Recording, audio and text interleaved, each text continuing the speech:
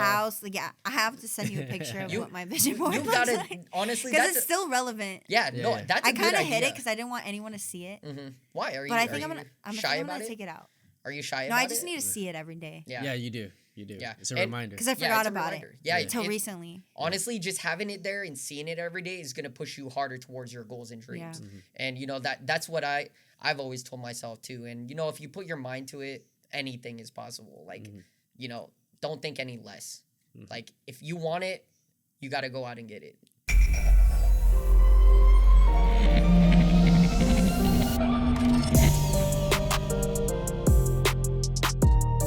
What is good, guys? It's your boy, Corey. It's your boy, John. And this is the Artistry Drop, where we feature inspirational stories from today's rising stars. Just want to say Happy New Year's to everybody, and I hope everybody's going to have a good one. I'm excited for the new year coming up. You know, we've talked, a lot of stuff planned. We got a lot of stuff with the podcast planned. Super excited for, you know, some of the guests we got next year. And then we got the music videos going as well. We got the music videos coming. Got some big artists coming up. Like, we got a lot planned. Yeah, we got a lot planned for you guys. So definitely stay tuned to the podcast. We got a lot more guests coming through the year. But, you know, let's go ahead and get into the drink of the day. What is the drink of the day? Okay, so this is called the Hurricane Cocktail. It's basically white rum, passion fruit syrup, orange juice, grenadine, simple syrup, a little bit of lime, and then I garnished it with some oranges and cherry. It's pretty simple, but it's pretty tasty. Well, we're gonna take a drink after we introduce our guest. But guys, let's introduce our guest today. She's a Jordanian-American R&B songstress. She has developed melodies that touch on the pain and light throughout her healing process. She has showcased her talent, vocals, and energy all throughout LA, performing at venues such as the Hotel Cafe, Los Angeles Globos, and the Viper Room. Guys, please welcome Feraz. Let's go. Hey, let's go. Welcome, Feraz. Excited to have you on today's show. I'm so excited to be here. This is awesome. We're excited to have you here. And like you mentioned, this is like your second podcast. Yeah. So we feel honored. Podcast ever. Super honored to have you on as your second podcast. Yes, sir. Thank you for having me. Of course. Want to also say Happy New Year to you. Do you got any New Year's resolutions for this year? Happy New Year. Yes. I mean, we should all have New Year's resolutions. Yep. One is to be consistent in life and fitness and music. Yeah. You know, that is my number one goal. That's awesome. You know? Yeah. I've also seen, you've been, you know, in the gym and working out, you know, pushing yourself. Are you like on a weight loss goal kind of thing, or just trying to stay healthy? Kind of both. Yeah. I mean, we're both on the same goal right now too. Exactly. You know? Yeah. Like COVID got us really bad this year. Yeah, I was my heaviest during COVID, and then February came and I knew I needed to change, and you know, I actually lost 30 pounds in 4 months. Oh, so congrats. Yeah, so this year was a big year for me. So I made your props if you're on the same journey. Yeah, and I hope definitely. that it happens for you next year. Yeah.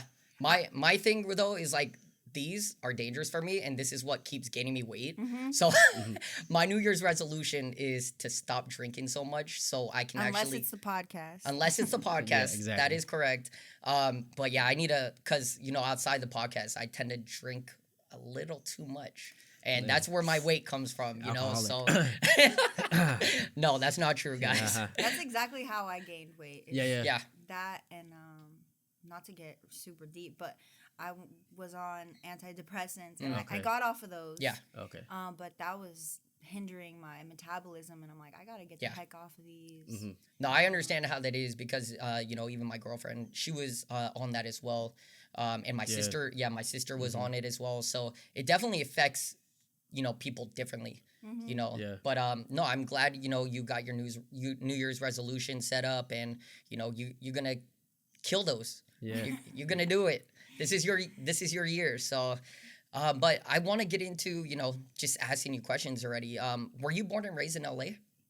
I was born and raised in the Valley, yeah. Were LA County.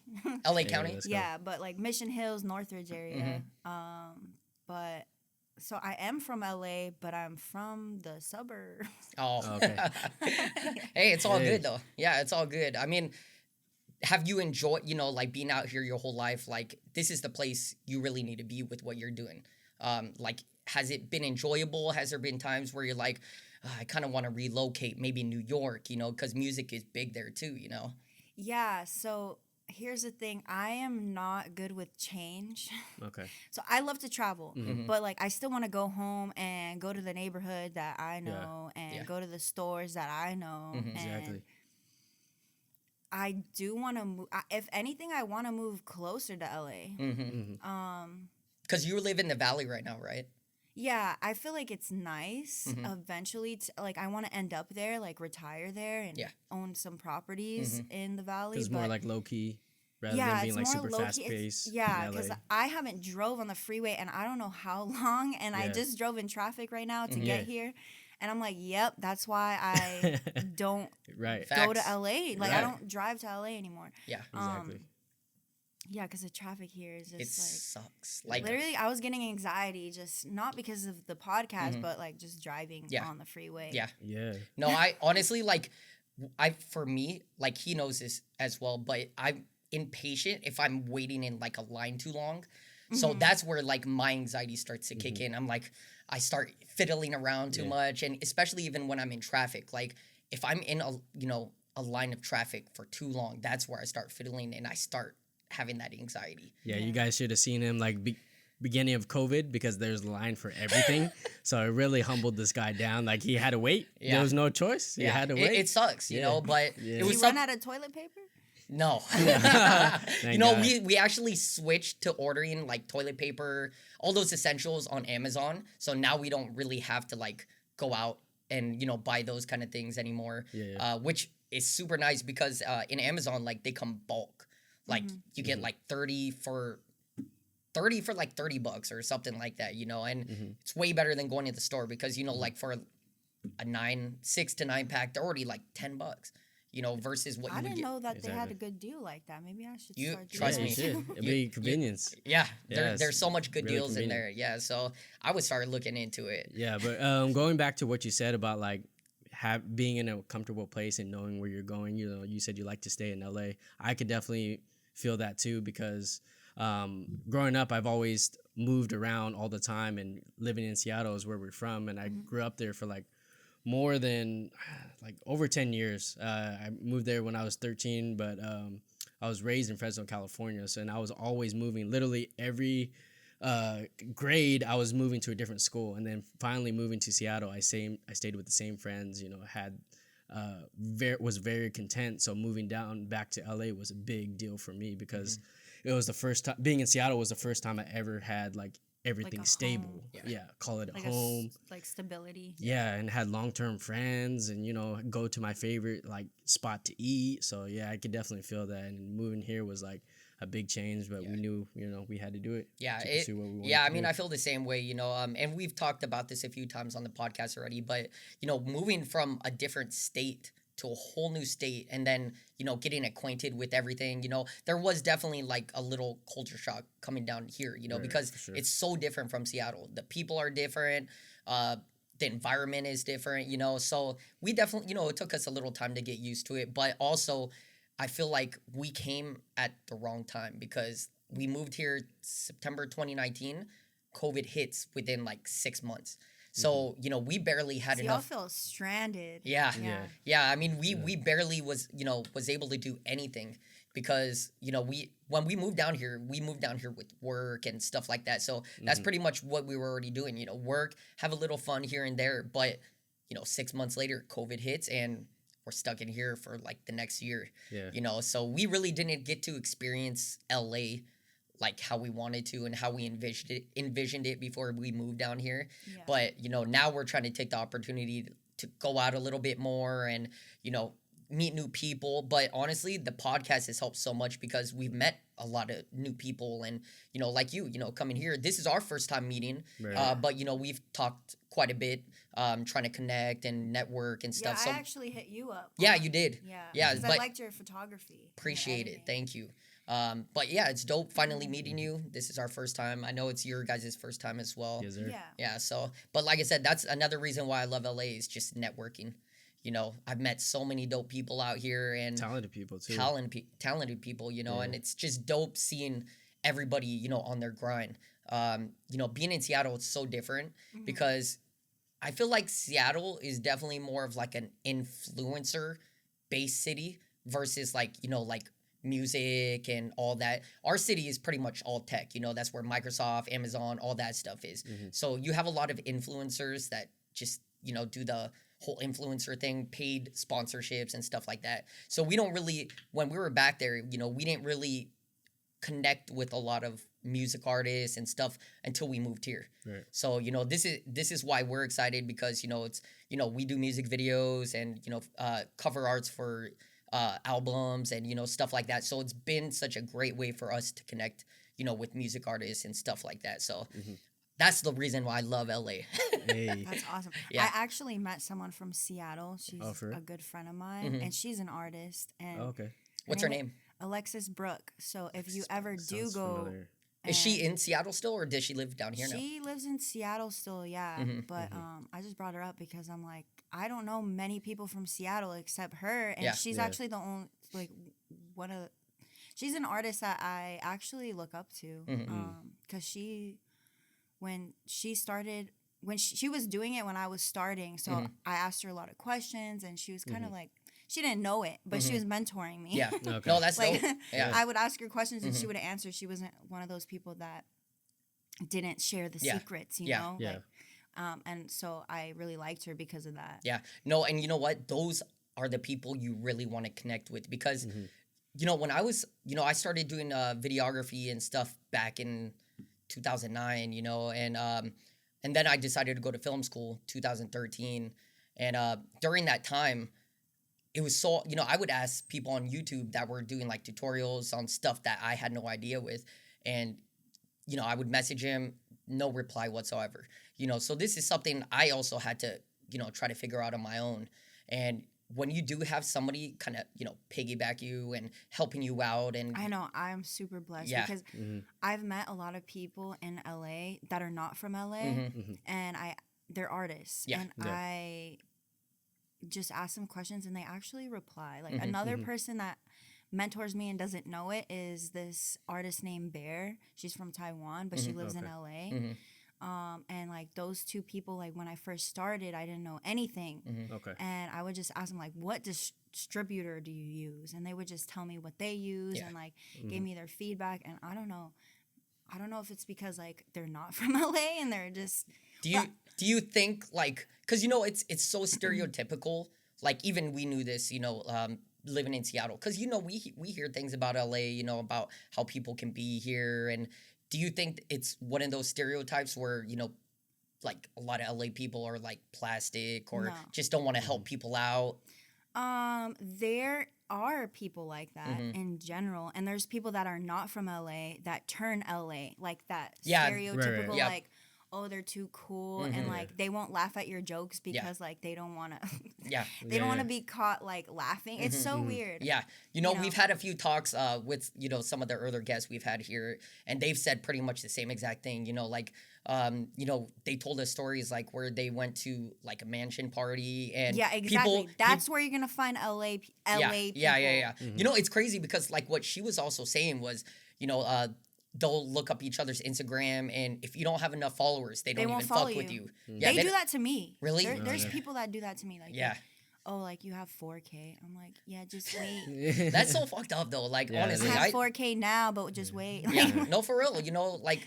But those aren't the people you want. Yeah, you don't want to be around those people. Anyways, exactly. Exactly. Yeah, they're gonna judge you off followers. It's easy to know who I should keep friends with, or like put my energy in because.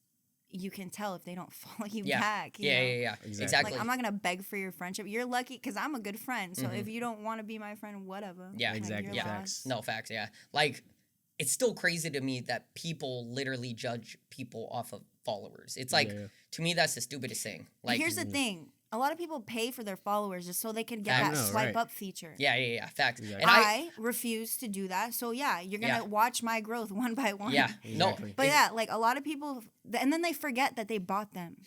Like, no, you know what? So I've done so much research. We've seen it. Drink okay, we haven't. Yeah. We haven't drank this yet. I just keep eyeing it. Cheers. Cheers. There you go. Artistry Drop.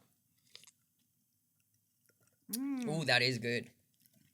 That's the fruity cocktail. Like, because Yes, our This last is cocktail, dangerous. it is. Because I could drink 10 of these and be like, Are you? Can you drink? Like, I don't drink anymore. Okay. Gotcha. Yeah, like our last drink that chilling. we had, the Grinch one. Yeah. Yeah, that one, like, it wasn't as fruity. No, it wasn't. This is a good fruity drink right No, here. yeah. Yeah, that one was like so. I definitely put a lot more. Did you make into a this fruity one. drink because I'm a female? Oh, I no. see you. I made No, a no. fruity drink because he's fruity. That's the real reason. No, we You love should have like. saw his shot glass earlier. Oh no, no, we're not gonna expose that. That's on Okay. you. But no, like we love like these kind of cocktails. Like I said, the last one that we had, it was like so. I mean, it's not his fault. It's the ingredients or whatever. Yeah. But It was just more for like aesthetic. You Yeah. know, look, it was This green. is so good. It was Grinch. That's Yeah. dangerous. Be careful. No, it is. Is there a lot of alcohol in it?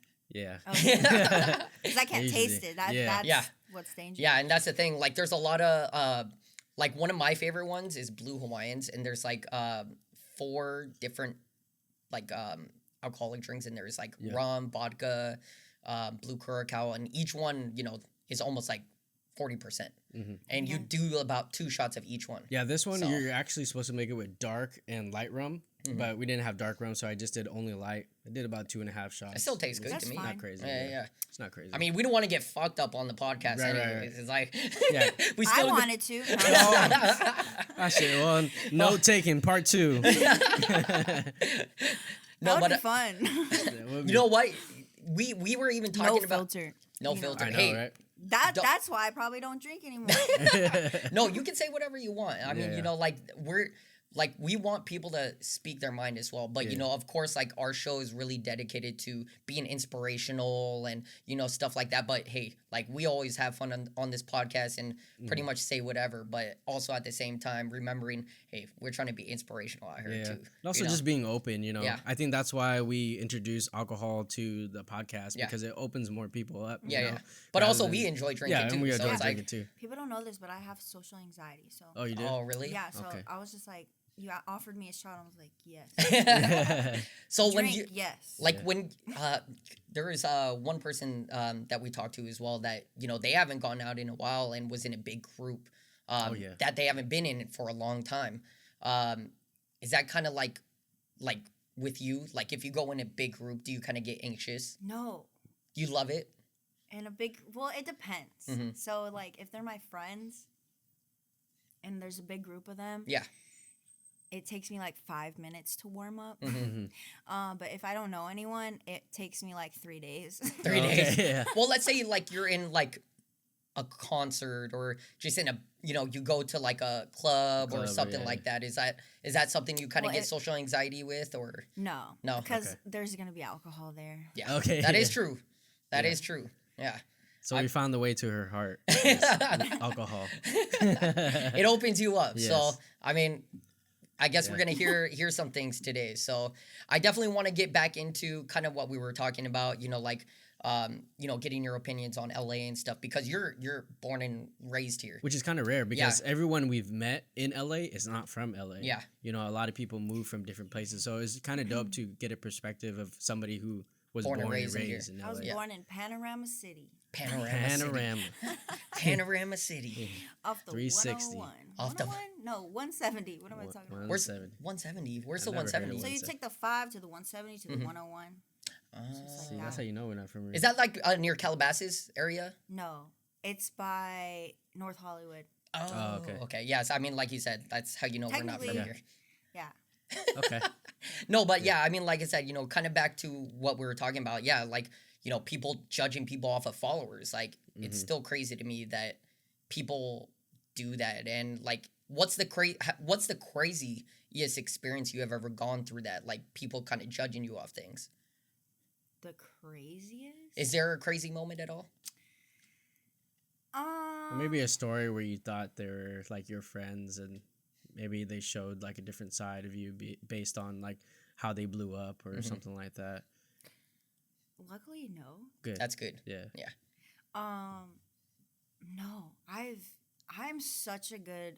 I feel like I'm a really good judge of character. I don't know about my men choices, but like friend choices. Hey. Friend choices, I'm pretty good about it.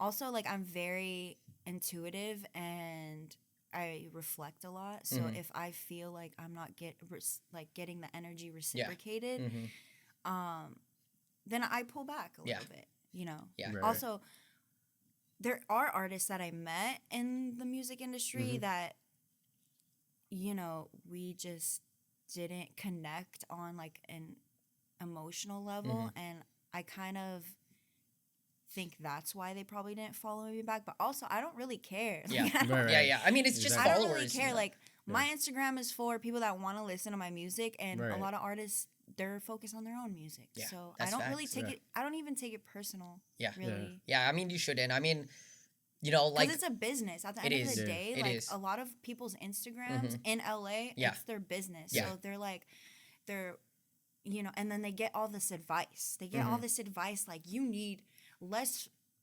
following account, like, or following numbers and more follower numbers. Yeah. So I don't care. Yeah, I mean, I don't really care either. Mine is pretty much up there as well, you know, with following. But you know, I stay following people. I'm not really the type like where I'm just gonna unfollow hella people for no reason, you know, because people will do that too. Like, they'll just kind of be like, oh, not you, and it happens. If I met you in person, I follow you.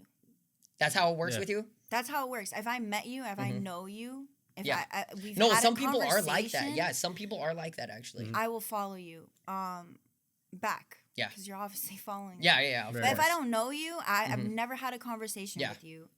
You don't fuck with him. No, because I just don't know you. So it's just, you know. Facts. Yeah. I'm almost the same way, but you know, obviously, if I love their work, you know, whatever they're doing, you know, I follow that back. too. But I follow a lot of people I haven't met too. Yeah. Just because I learn from them. Mm-hmm. I followed him. Speaking of that, I saw his work. I don't know how I saw his photography. So I started following him, and I just reached out, and then he ended up editing my EP. Yeah. Oh, okay. Picture. Yeah. And I actually have some questions about that, but we're going to save that for later. I want to get into that. But oh no, so I remember what we were last talking about was people buying followers and shit. You know what? I did, how I researched that is literally if you go to people's followers and you look down the list, and if there's like a lot of Indian or random ass accounts, people bought those. Because from what I found out is a lot of the people that run like the whole buying followers kind of thing is ran in India. So there's a whole bunch of fake accounts. So when people buy it, they're buying accounts pretty much from India. Yeah. So, I mean... And then also, like, before the algorithm was, like, fucked up, like, we could tell based on the, like, the followers and the like ratio. Yeah. Like, if you have... The interaction. Like, the interaction, too. Yeah. Like, if they have, like, over 50K followers and they're only getting, like, 20 likes, you obviously know. You already know. They bought their followers. Yeah. It's so easy to tell nowadays, and that's how, like, because, you know...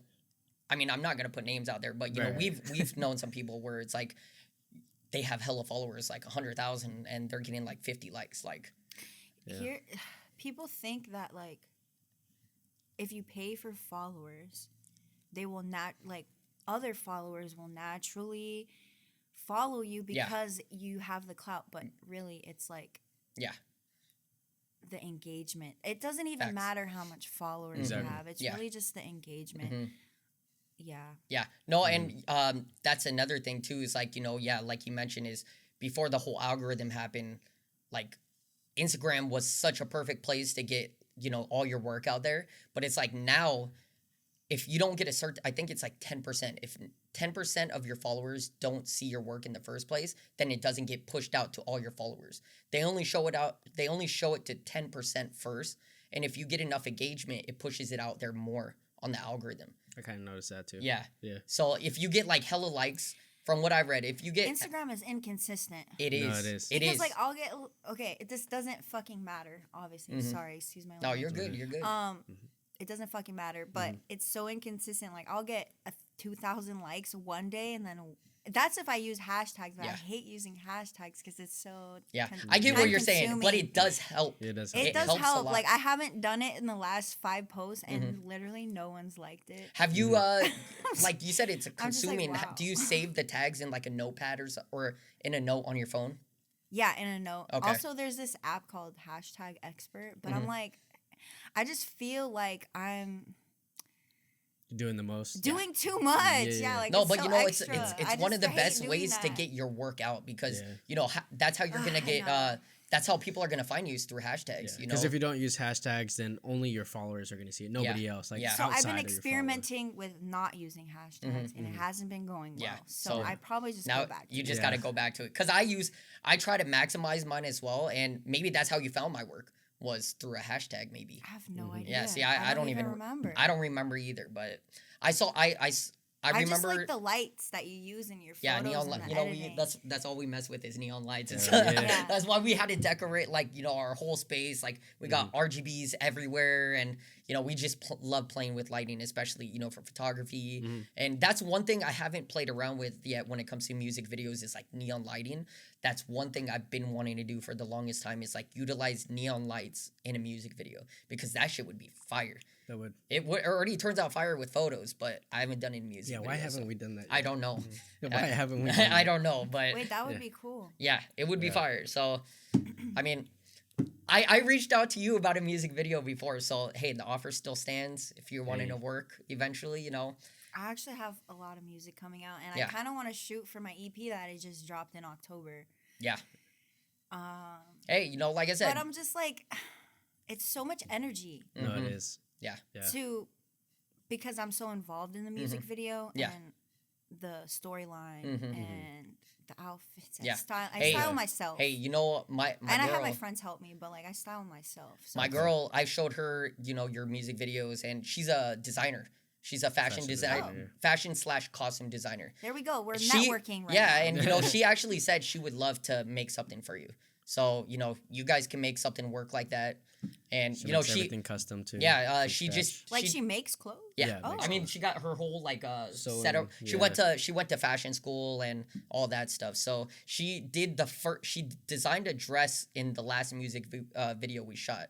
So now she's like really trying to be consistent. So whatever music videos we try to shoot, I always try to give her an opportunity to like design something and create something so she can get her work out there because her goal is also working with a lot of female artists or male artists for music videos. So hey, that's one connect right there. Yeah, there you go. I love that you just hyped your girlfriend up. Oh yeah, no, I love that. No, of course, that's what you should do. Yeah, and like I said, I'm proud of her, and she's helped a lot. Yeah, a lot on all of our music videos. A lot on and she does like all our BTS, and so I'm super. I'm happy that she's willing to help us on that level. But then so we're also trying to build a production team. So yeah, and that's another reason too. Is like we're slowly building a production team.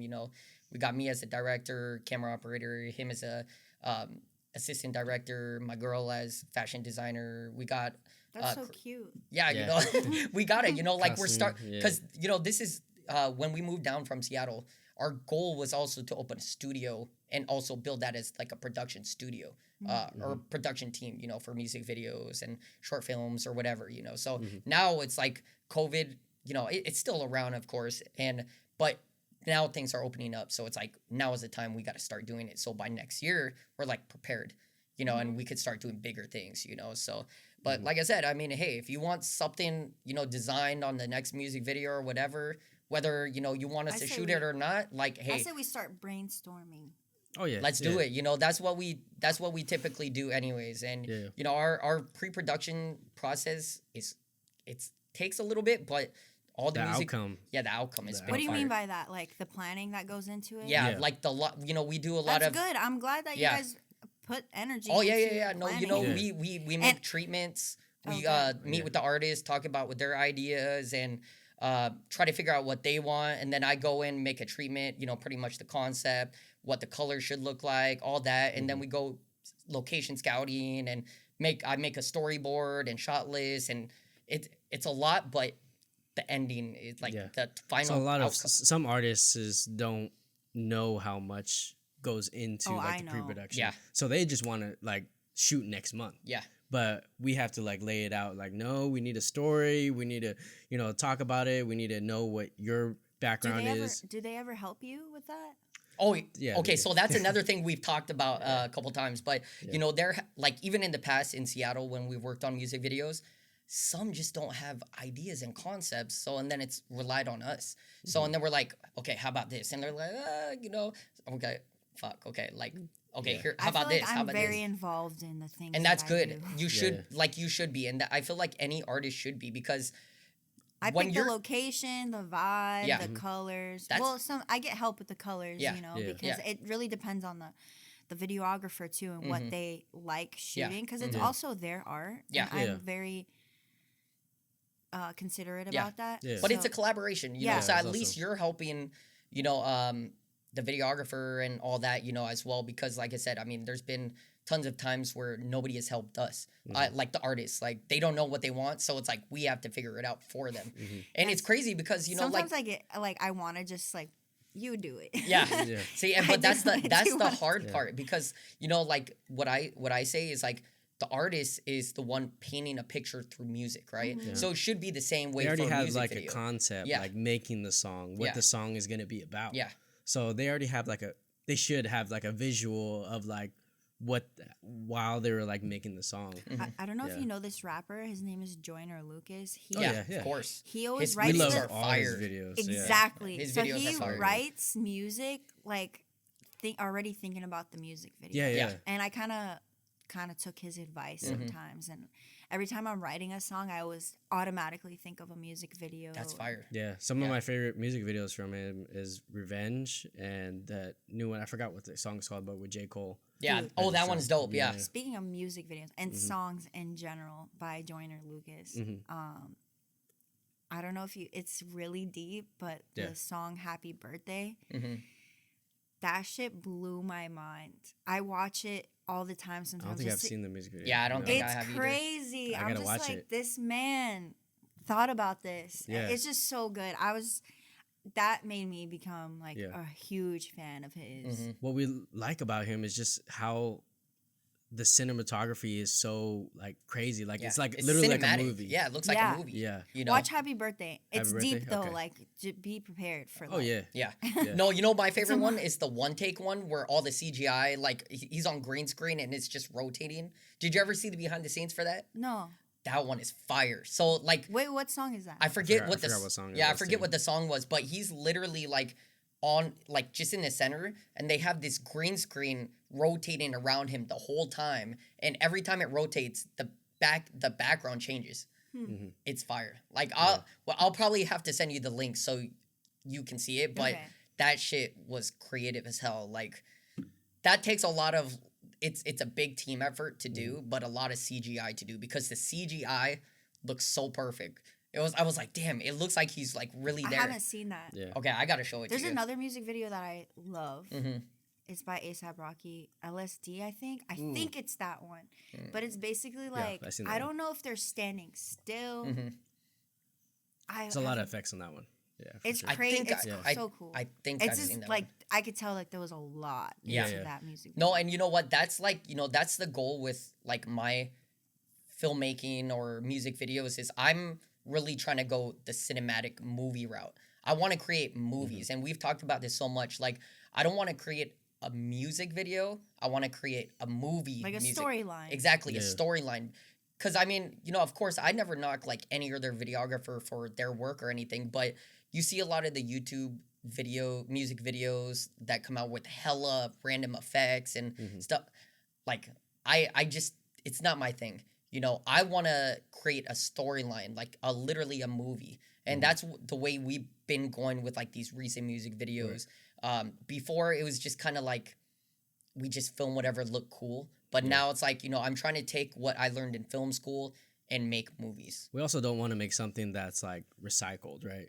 Like there's so many like low, not necessarily low budget, but just like ones that are not planned out so well to where you could tell that like you watch it one time and you're like, oh yeah, that was cool. Yeah. But we want to make a video that like you watch it one time and you want to watch it again, and then a year later you watch it again and it means something else. Like there's a deeper meaning to the video. We want to make something like that's kind of iconic, you know, that you come back to every time, rather than something that you just watch one time and you're like, okay, that was cool. Yeah. So that's facts. I actually sent you 2 songs. I just remember this. Well, did you? Yeah, I sent you 2 songs and you liked both of them. And you're like, either one would work. Oh, okay. Damn, that was a while ago. Yeah. So. Yeah. No, that's when I think. Was it a while ago? Yeah, because you remember. It was like a couple months ago. Yeah, it wasn't. It wasn't that long ago. Okay, no, that's. I mean, he's old, so you know we got to bring it back. He has a little Alzheimer's, you know. No, but you are Cheers right. to my grandpa. I think that's when we were, when we did talk about shooting a video at one point. And then you sent me over songs that you were trying to work on. I wasn't done with them yet. They were still being mixed. Oh, okay. So I completely So it's not forgot. mixed and mastered No, yet? they're done. They're done out. already? They're out, but I have new songs. So Well, I'm like, should I just like? I mean, should I just move on? Like that's. hey, it's up. Like I said, I mean, if But they're like they're my babies. yeah, Right. yeah, Of course. I get that. You but put hey, your heart into every single one, so it's like hard to pick. if you want to make a movie, we're ready. Like, just let us know. It's up to you. You know, we're here. So, and like I said, you know, you got her. She can design something dope for you. So, you know, we out here networking and try to make some heat. So Yeah. Anyways, we got way far ahead with that. Oh, did we? Yeah, we got way ahead. But I want to get into the music side of things. You know, with you. How long have you, or how did you get into music originally? I actually always wanted to do music. Mm-hmm. And then in 5th grade, there was a talent show and I wanted to sing. I forgot what it was. Okay. But anyways, I was the last one to go up. Mm-hmm. The mic fucked up. Everyone was laughing and I never wanted to sing in front of anyone ever in my life ever again. Damn. And then it wasn't till I was older. Also, I'm Jordanian, so being in the music industry is like, hell no. Mm-hmm. Like you're either a doctor, a lawyer, or you're a housewife. Oh, really? Oh, damn. Well, I grew I mean, up, that sounds didn't know almost that. like Asian parents. Yeah. I for grew sure. up with my that. grandparents, so it was super old school and just, you know, either you're a doctor or you're a loser. Like, Damn. it's still kind of like that, honestly. Really? Oh, wow. But I am a rebel, so. You're like, fuck it, I'm gonna just do my music, you know, like. Did you get any like backlash from going to the You know, music I route? just I still tell my family it's a hobby, just so that they can chill. They're like, oh, okay, you like to do it for fun, and in the in the back, I'm like, I need to send this to TV and sync, and like, I need to make 10K and get it on a show. Yeah. So I kind of downplay it for them so that it's not such a big deal because they're just like, you need a plan B, C, D. Right, like you can't just do music. But anyway, when I was 23, anyway, I don't even want to say that. But Okay. like You don't have to. You don't have to. Yeah. We don't need timestamps, so just let us know. But like a couple years ago, someone asked me, because they knew that I sang in high school, but I was so shy. Like I was, really? Yeah, I did not like being on stage because of the 5th grade incident, you know? Okay. Because I was the popular kid, you know? And then that was the first time anyone laughed at me. This is here, right? This is in LA. Okay. Yeah. So this was 5th grade when people were laughing at you. Yeah, so I just been kind of traumatized. I still have stage fright because I'm just like, what if they laugh at me? Not even Not laugh, but 5th like, what grade if I just again. mess up? Like, Okay, yeah. what if I just mess up and I forget my words? Anyway, Yeah, that has to do with preparation. Yeah, right. So I'm getting over that. But Okay.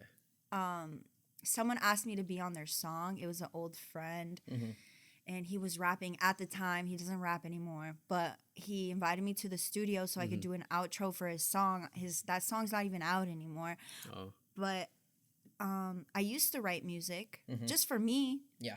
Like therapeutic, like in the shower, I would write it, Uh-huh. get out of the shower and like try to remember the melody, Yeah. you know, and write it Yeah, down. Yeah. But he invited me to the studio. He's like, I know you could sing, write an outro. And I'm like, I've never written like seriously, Right. you know?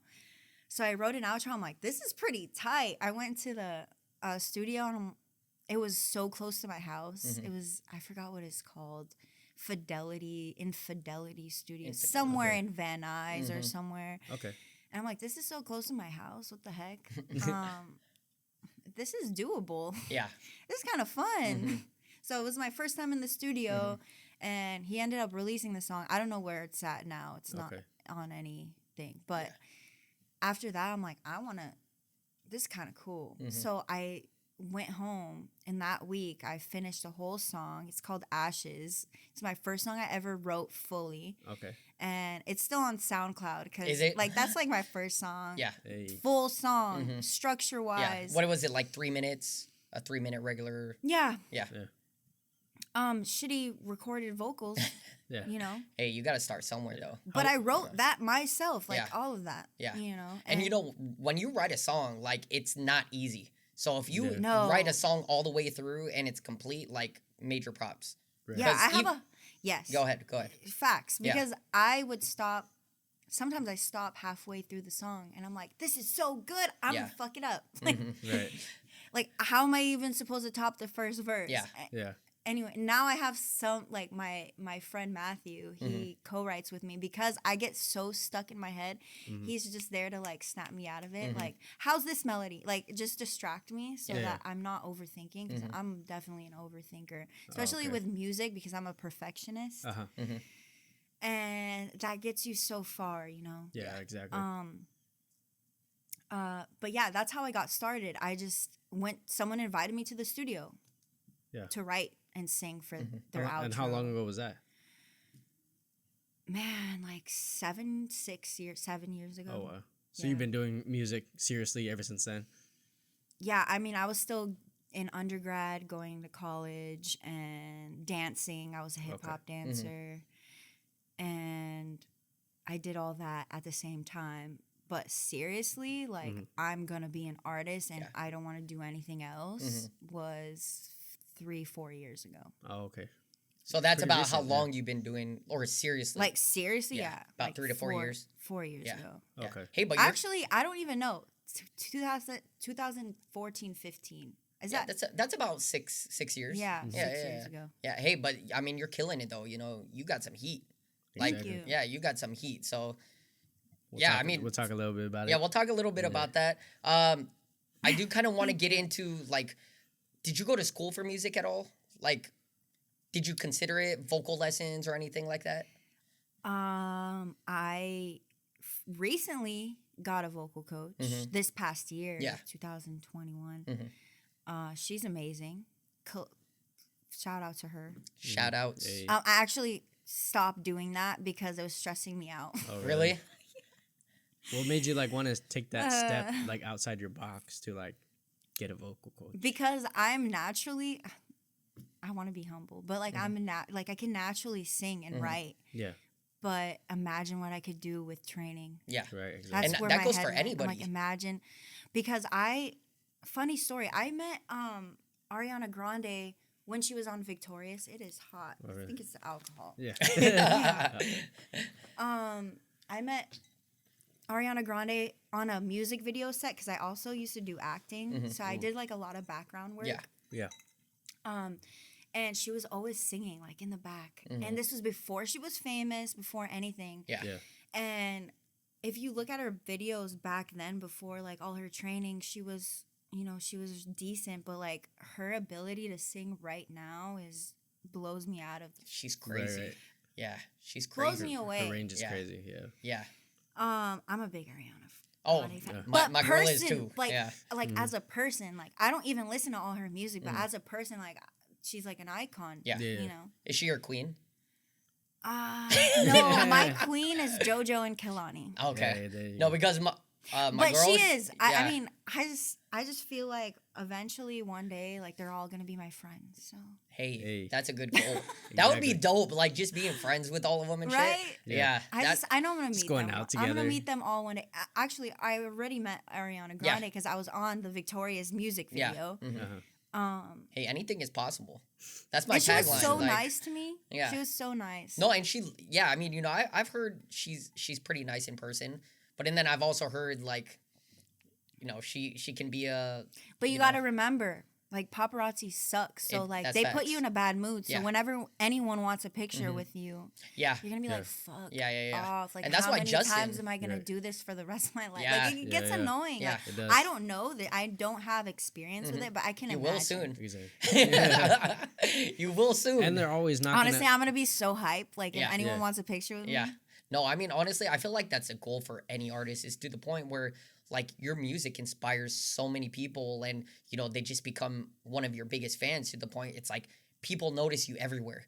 People coming up to you saying they love your music, they want to take pictures with you, you know, like I feel like that's a goal for any artist, you know, and once you get to that point, you're going to be super proud of It yourself. happened Yeah. once. Has it? Oh, Not the picture thing, but someone was like, "Are you Feraz?" And I was like, See? "Stop." Yeah, but just wait until like thousands of They're people like, "Yeah, start my doing that. friend like reposted your music video. It's so good. Like Yeah. my name is da da da da." She was actually taking my order at Coffee Bean. Oh, shit. Oh dang. I was like, and then I was like, "What is your Instagram? I'll add you right now." Like, Yeah. I was so- That's dope. Super Yeah. pumped. Yeah, that's dope. Like I Yeah. said, when anybody notices you from anywhere, and the fact that it happened at a Coffee Bean, like Yeah. that's crazy, yeah. you know. And like I said, I mean, that's the goal for anybody, is like getting your music out there, and the fact that your friends also share it is gonna help, you know, Yeah. because Exactly. you know that, you know, whenever somebody shares something, it's gonna get it out to more people and more people and more people, and that's how you're gonna blow up. You know, you're gonna do it. I never ask anyone to repost my stuff. Yeah, I mean, definitely. I mean, I just feel like naturally, if anyone like likes it, they'll Right. do it on their own. Yeah. Yeah, for sure. yeah, So I'm never that friend that like, please like and share. yeah, Right, right. yeah. I mean, yeah, that's sometimes I facts. do. I say that on Facebook, but I never like personally. Yeah, Like tell somebody to repost it. Yeah, like, Can I you always do this feel for me? weird. Yeah, Yeah. yeah. No, that is weird. Yeah. Yeah, I feel like Yeah, that is yeah, weird. So many people do that to me. Yeah. Yeah. Like so many artists. Oh, they do it to you. And I just. or they ask you. They yeah, ask and you. this is why I don't ask people to do it for me, because like, what if I don't like it? Exactly. Yeah, So why would I tell my friends to repost it and they don't like it? that is true. Because music is subjective. Not everyone's gonna like my Yeah. stuff. Some of my stuff is like pop R&B. Some Yeah. people only listen to hip hop and Yeah. country. Like it's Exactly. not gonna be for everyone. So Yeah. if you do like it and you do repost it, I appreciate you. Yeah. Because that And- means a lot. And we love your music. Like, Oh, yeah. you know, we just sat down. Of course, you know, we got to prepare for the show and stuff like that. And we just sat down watching your music videos and listened to the music. And you got heat. Like, Yeah, and yeah. I've heard Thank your you. songs already, you know, when we connected on Instagram. But, like, we sat down and watched the music videos through. And we're like, damn, this shit is fire. Yeah. You know, you definitely have that Kehlani, you know, sound to you. Those are and my babies. Yeah. Yeah, you know. and- Kehlani's my baby. Yeah, And JoJo. we definitely hear it, you Yeah. know, and we're like, that's some Kehlani shit, you know, Yeah, but it's that's what I'm fire. saying. Yeah, it's heat, you know. So sir. you killing That it is though. such a compliment. Damn. No, you're killing it though. Like of course, so we kind of mentioned like your biggest inspiration is like Kehlani and JoJo. Are there any other people out there that have inspired you to try to get into music? To get into music. Yeah. Would you say they're one of your biggest Hannah inspirations? Montana. Hannah Montana. Yeah. I used like to the best of I both I worlds? used to be so jealous of Miley Cyrus. Really? Really? Yeah. Why? Because I wanted to be raised by Billy music. Cyrus. Billy Ray Cyrus. I wanted a musical family, Yeah. you Okay, know, yeah. and I can I'm see like that. from a family that doesn't appreciate Yeah. Yeah, yeah. like the arts. You wanted the best of both worlds. Yeah. No, I can see that because you know a lot of people that come from musical families, like I'm not. They gonna end up doing music Yeah, of Yeah, course. of course. But and they being also. good at it. Well, that's what I was gonna say. Like they end up almost becoming like successful almost every time you're part of like. It's in their DNA. It is. You're right. You know, like look at. I mean, I'm a huge Michael Jackson fan, but look at the Jackson 5. Like, they're you know they were a music family, and look how big they ended up being. Like, you know, and then there's like shoot, not the Bee Gees, the Osmonds. Like, if you know who the Osmonds are, they're also a musical family. These are older groups, but I feel like they're one of the first ones that had started as musical families, and then now like look at all these other musical families coming out and just killing it. Yeah. You know. I mean, it's easier because you know your parents already like laid out the foundation, Facts. and then they just pass it on to the kids, And they the kids- appreciate it and support it. Yeah. So and it's support like, it, Yeah.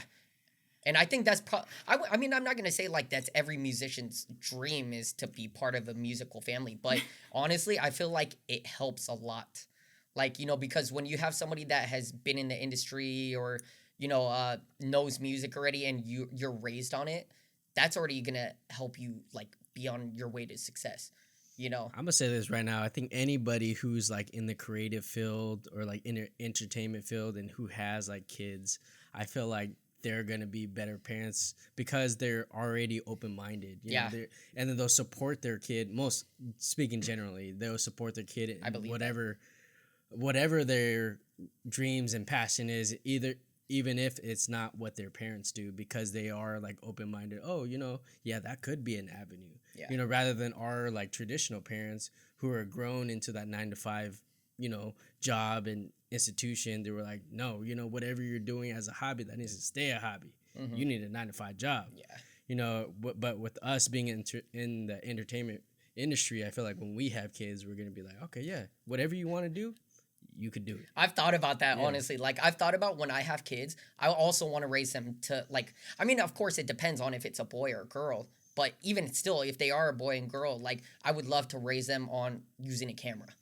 Like, you know, raising them to shoot photos or raising them to shoot music videos. Grandpa Corey, what happens if they don't want to shoot photos and videos? No, that's their choice. Yeah. But I'm just saying, like... you always do this to me. No, but, like, I've always kind of imagined that, like I said, it's just like any parent. Like, like Jackson's. The dad was a musician. He raised his kids as musicians, you know. I want to do that. You hope. Yeah. I mean, there's no forcing or anything like that. But I would love to just, like, put a camera in my kid's hand and see if they actually love doing it, you know, and just living on the legacy, and it keeps going and keeps going, you know. Like, would you feel the same way? Would you want to have like a musical family, like if you have kids, you know? And whatever my kids want to do. Yeah. If they want to see, being in the entertainment industry, if they like want whatever to be a pole dancer, they better be a good you better do that shit 110%, whatever you do. Because you're going to make it. No, I'm just kidding. They better not do that. Oh,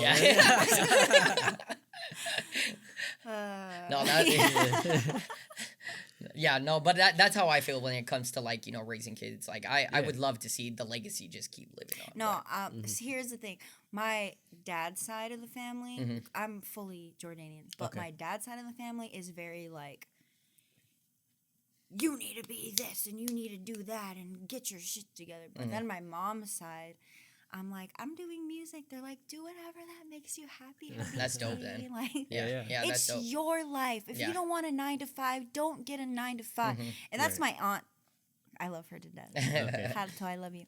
Anyway, she literally, I was on the phone with my aunt and I was like, I know I don't have a 9-to-5 right now. I'm looking, but I'm doing this music thing.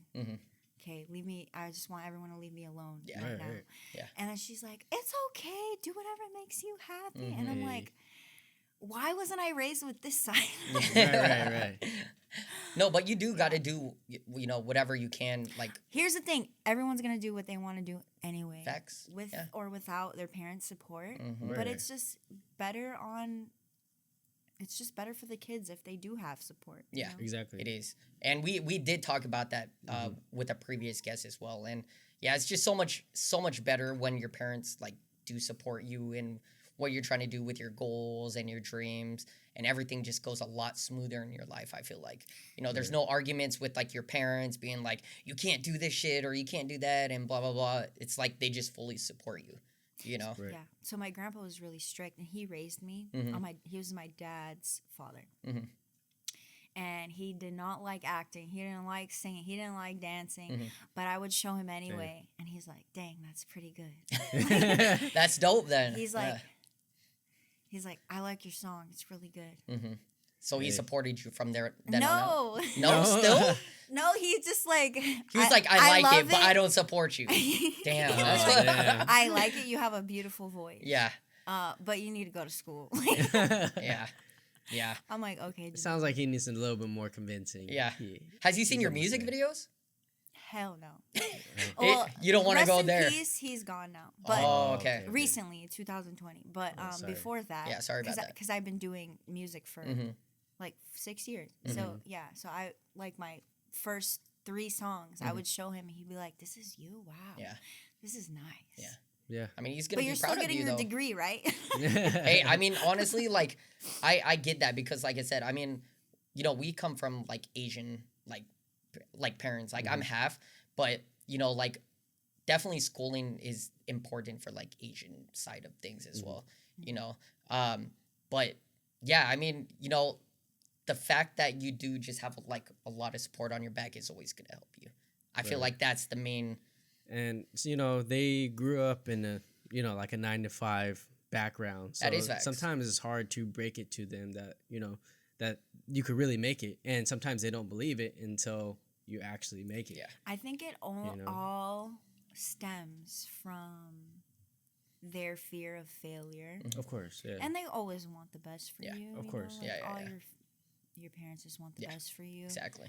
So there is a very high chance that you will not make it. Right. Of course. And that's what I think motivates them to be more strict. Right. I can see that. Yeah. Yeah, I agree with that. So we kind of touched base on like you know, your music, like writing your songs, like, and you do have a co-writer as well. No, it's some of my songs. Some of your songs, but other than that, you write all of them. I write them all. I've never had a song handed to me where they're like, sing this, and then I release it. Like, I've never done that. Has there been times where you're like, you might need some help on, or if you can't think of anything else, then you go to like a co-writer or something like that to try to help you finish off? So far, Matthew Clanton. Shout out to Matthew Clanton. Shout out Matthew. He's my producer and my engineer. That's dope. Okay. Actually, he's my engineer and sometimes my producer. But he produces my vocals like amazingly. That's so dope. technically he is my producer full time. Yeah. But he gets me out of like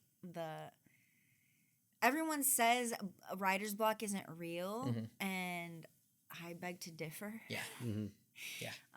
But yeah, mostly I write my songs, and then sometimes I have all these ideas, and then I go to Matthew, and I'm like, we just vibe so well. He's very professional. He doesn't sit there and like, he's not distracted. He's just like, let's get it done, you know, and then let's get it done and go. Yeah. So I think because he's so professional and knowledgeable, we get songs done in like 2 hours. Damn, that's fire. Yeah. Like I have songs that I haven't even recorded, but we're done in like an hour and 45 minutes, and then the 15 minutes is him just sending me this track. Damn, that's crazy. So do you like start the song, like writing the song, and then he helps you like build off of that, or do you guys literally start from scratch and then? Both. Yeah. Both. Oh, okay. Yeah. Sometimes like for my song Right Now, that's on my my first EP that I dropped last By the way, year. that's like both of our like favorite tracks. Oh, it is. Thank you. Yeah. Like for that, I already had the hook written. Oh, really? I give him the beat. I have the hook written. I'm like, this is what I heard, but I don't know if that's what I want to do. He's like, no, that's dope. And that's what I need. I'm an overthinker. I need someone that's like reassuring. Right.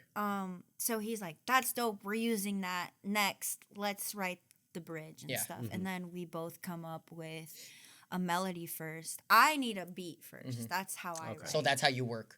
I don't. Yeah, that's because I know some people write songs first and then we'll try to find a beat that matches. Good luck with that. That doesn't work for me. It does not work for me. Yeah. I need a beat first. Yeah. I need to know what the heck I'm writing to, what the vibe is gonna be like first. Because I've tried writing. I've written without a beat. Yeah. It's so much harder. I'm sure. I bet. Yeah. Because if the writing doesn't match it, yeah, match the beat at all, then how are you gonna make a song? You know? And that happens a lot of the time. So I get the beat, and then I'm like, this is what I'm hearing, and this is relevant. This is what I want. Yeah. And then we either change it or we just add to it. Right. Yeah, that's dope though. You said somebody told you that writer's block is not a thing. Yeah, a lot of people say writer's block isn't real. That's crazy. Yeah, that is crazy. Damn, that person must be a master then. Like, because honestly, like, I think, yeah. Yeah, that's crazy because I would, like I said, I suck at writing. And that's what, we were talking about like earlier about writing and all that stuff. And I just could not write like a song. Like, I don't even know what I would write about. I'm not even I'm not an artist or anything, but, a lot That's of why people. you went to film school. I mean, yeah, that is facts, dude. That is facts. You write treatments. Treatments, See, yeah. Treatments I'm good at, but that's what I was talking about. I cannot write a short film. I'm not a writer for I can't write short films and, come up with ideas when it comes to short films. you know, that's why I love making music videos, is because I can already take your song and make it a dope visual. Especially, like I said, you already have an idea on it. Well, we can take that and create something like cinematic and movie-like, you know. But I've always had issues, even when I was going to film school, coming up with like short films and skits. Yeah, and writing scripts and stuff. I'm like, so you're definitely not a TikToker, right? No. Yeah, I'm not either. Yeah. No, you know, I like during COVID, we tried. Like, you know, we were making the stupidest dance videos and just following the trends. Yeah, following the trends. And, you know, like I even, you know, utilize like photography tutorials, videography tutorials, and that shit is hard to like blow up with. Everybody's doing dances nowadays, and that's what people like and enjoy watching. So it's like, it's really hard to, and music, like you can definitely blow up with your music because people love watching people sing, but it's like for our niche, it's really hard to blow up on TikTok unless you're a dancer, singer. Like it's difficult. Everyone thinks like you just need to post twice a day and you're gonna blow up. And I'm like, dude, shut up. Yeah. That's facts though. Like I just think that's bad advice. Like right, it is somewhere you can blow up. Definitely. Yeah, it's a good platform. Yeah. It's a great platform, but I'm like, it's just not like, I'm an artist. Yeah. Dude, I don't care about posting TikToks or I don't know. I just want to make music. Yeah. But I mean, it does help. So I'm trying to do the TikTok thing. It's also like, you know, a different side of being an artist is like marketing. You know, that's basically what it is. But there's also people who don't do any marketing at all and they just blow up by just focusing on themselves and the craft and the music, and they make a song that hits records. I mean, like, look at somebody example like Bryson Tiller. No marketing. He made a song "Don't" on SoundCloud. He made the music video. And why then can't it that just happen blew to up. me? It will. Right. It will. I mean, don't say it's not gonna happen. It's gonna happen. Like, don't. But honestly, like, yeah. I mean, yeah. The drink's getting to me as well. The Don is hitting you. Yeah, the drink is getting to me as well. Okay, going back to your music. For people, we've obviously listened to your music and obviously are a big fan of it. But for people who hasn't listened to your music, what kind of genre would you say is what you specialize in? R&B, urban pop. Urban pop, yeah. I would say those. Yeah, I would say definitely R&B. I noticed in some songs like you kind of rap too. And you got some. I don't mean to do that. Does it just happen? That just happens. Okay. At no means am I trying to be a rapper. Okay. You know. Yeah. But it's a little spice, a little sprinkle on top. Yeah, that just happens. Okay. I don't even mean for that to happen. It's just like that. I listen to a lot of hip hop, so naturally, if that's how I write, it's probably because I just listen to a lot of hip hop and rappers and like a lot of Doja Cat. Yeah. You know, would you be open to like other genres besides me? Yeah, hip hop and I listen to everything. Okay. Do you listen to rock, country? I listen to rock, country. Okay. I mean, I'm not like a huge country head, but like I can listen to it. I grew up like my aunt listening to Shania Twain and Rascal Flatts. And, like, a whole bunch of country people. and R&B has like one of the best songwriters for sure. I agree. Yeah, I think so too. I agree. Yeah. Have you ever thought about like implementing those kind of genres into your style of music? Like possibly taking like country guitar riffs or something like that? Yeah, I don't care. I just like making music. music. Would you try it? Would you try it though? I would try it. Yeah, why not? Yeah. That's something I love asking because, you know, like with somebody like, you know, most artists stick to kind of like one genre, but I feel like one person I know that has stepped out of their comfort zone is Nelly. Like Nelly went from rap to kind of R&B and then to country. You know, He's so smart. Yeah, he is. And like he landed in different markets. You know, people that listen to country started listening to Nelly. Yeah. You know, it's crazy. And then he started working with actual country singers and stuff like that. So that's why I had to ask because, you know, some people are open to it and some people aren't. And you know, I've always wanted to go to Stagecoach. Is that a just for the experience? Is it a country? It's a country festival. Okay. Festival. I've never heard of it. Oh no. Is it an LA thing or? It's kind of an LA thing. Okay. Yeah. Is it it's around this area or is it a traveling like event? It's kind of where the heck is it? It's in the heat. I think it's like I have no idea where Like it's at. where Coachella is, or Maybe. Mhm. I think it is, Yeah. actually. I'm not sure. Don't Yeah. quote Okay. me. But Yeah. I think it is. Mhm. Yeah, In I, the heat. it would But be then, dope like, to hear you like come up with something Some crazy stuff is happening at the country shows, so I'm just like what? Well, I don't know. It's been a while, but like Mhm. the Vegas country thing that Oh got yeah, shut. the shooting. Yeah, Is so that what now you're I'm talking like, about? I don't want to go to any country place. Yeah. And then in Uh-huh. LA, it's kind of in Ventura County, but near LA was like my cousin used to go to that Mhm. little club. I forgot what it's called, but it was Mm-hmm. right after the. It was like very close to the Vegas shooting, the Mhm. country Oh, okay. show. It was a country Mhm. club, which Mhm. was so Oh, fun, and they shot that up. And some of my Damn. friends were at both. Damn, that's crazy. They were at Damn. both, and then my friend's friend or my cousin's friend got killed. Oh fuck. Oh damn. And then T and Tamara Yeah. Maori. Maori, their niece got killed there. Oh wow. And I'm like, yeah, I don't know if I want to go to state. Wait, so this is the because like country? that's so weird. Like, That why is. country? Yeah, shows? that's fucking weird. I Like, would honestly think it would be another genre that would. I would Exactly, think for either sure. rap, Honest. you Yeah. know, of course, like, you know, Yeah. that's what I would have thought as well, but not country. Like, I didn't actually hear about that one that happened at a country club or anything like that. It was like 3-4 years ago. Almost the Okay. same time then as the Yeah. one that happened in Yeah, Vegas. yeah, yeah. Okay. And then ever since then, I'm like, yeah, I'm gonna stay away from these country shows. Yeah. Yeah, that's crazy. But I That's still think crazy. it would be dope if you implemented like, you know, a genre that you listen to into your Oh, style I'm of so music. down. Like Nas did it. Yeah. And he Right. blew up. Yeah. And like I said, the one I can really think Lil of is Nas. Nelly. Nas? Yeah. Lil Nas. Lil Nas, oh, Lil Nas X? Yeah. Okay, yeah. He has killed it too. Yeah, he has killed it too. When it comes to your music though, like what is your creative process when you come up with a new song? Typically. Typically, Yeah. it's always something relevant. Relevant? Like to your life? Like what you've Yeah, gone through? to my life. Yeah. Like do you Or something bothering me or something that I'm going through at the time. Because usually, like, when I write, I'm just like, because it, writer's block. Yeah. But that's the easiest thing to go to is like, what is happening right now? How am I feeling Yeah. right now? Mm-hmm. And that's where If I'm happy, I'll write a happy song. I'll find a beat that's happy, and Yeah. then this is how I'm feeling. If I'm not Mhm. doing so great, Yeah. I pick a sad beat. So wait,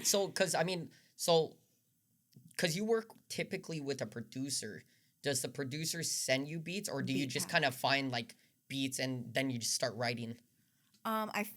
People send me beats. Okay, so you just have beats on deck then, and you'll just kind of go through them. Yeah. Okay, Okay. yeah, I was wondering because I mean, like you were saying, like you could be laying in bed feeling some type of way, and then you start looking for beats and then write a song. Mm-hmm. Because you know some people still go to SoundCloud and download SoundCloud beats and you know stuff like that, and we'll use those. I mean, I started with YouTube beats A Okay. lot of people did. because I didn't know anything. Yeah, and you Right. didn't have a producer at the time either, right? I didn't have anyone. Yeah. Yeah. I didn't know anyone except my rapper friend that Yeah. got me onto the thing, Mm-hmm. and I just used his engineers for a little bit, but they weren't that good. yeah. So I really started from scratch because I didn't want to use them. Yeah. So when it comes to like the whole process though of like the beat, like does the beat have to still feel the way that you're feeling at that moment? Yeah, Like if you're I'm- feeling sad, it's got to be like super slow, or No, because you can Actually- still write a sad song, but it could still be kind of fast paced, right? here's the thing. It's so hard for me to find a beat I like, Mhm. so it doesn't matter what it is. Mhm. Okay. If I like it, I'll just write. But you're good at choosing the beats anyways, because like I said, I mean, you got some Yeah. heat. Oh, thank And you. like I Yeah. said, those when we listen to them, we just Thank you hear so Kehlani and you know stuff like that. So I actually Yeah, for like sure. like when I first started, I looked for Kehlani type beats Mhm. on YouTube. Okay. Yeah. That's how I started. Yeah. It was like Kehlani type beats, Mhm. Janae Aiko type yeah, beats. Uh-huh. yeah. I mean, that's another good comparison too. And Janae kills it as well. You know, she got some fire too. But like I said, you definitely choosing the right beats because you're coming with the heat. So Yeah, definitely. Thank you. When it comes to your songs, what would you say was your most like successful song as far as like numbers and listens? Okay. So I didn't think this would be people's favorite, Uh-huh. but Coffee. I have a song called Coffee. Uh-huh.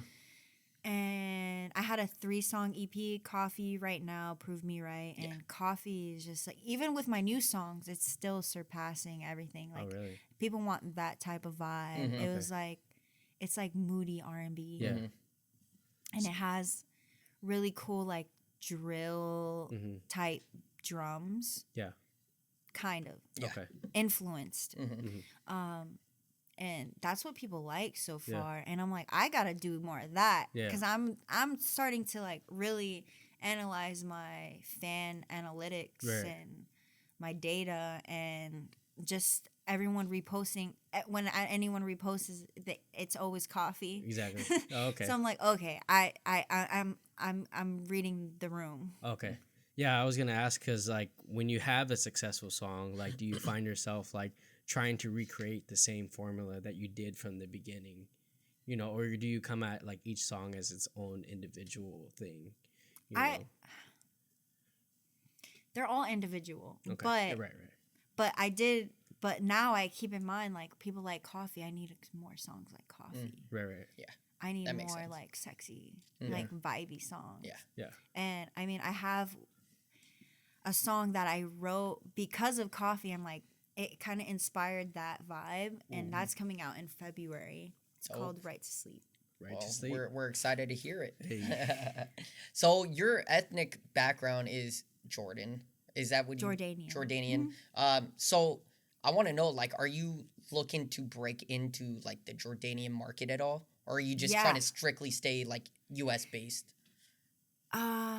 Actually, I recently got in advice from this producer named Gio. He's from this music group. I don't want to say group, but like just like this community. There you go.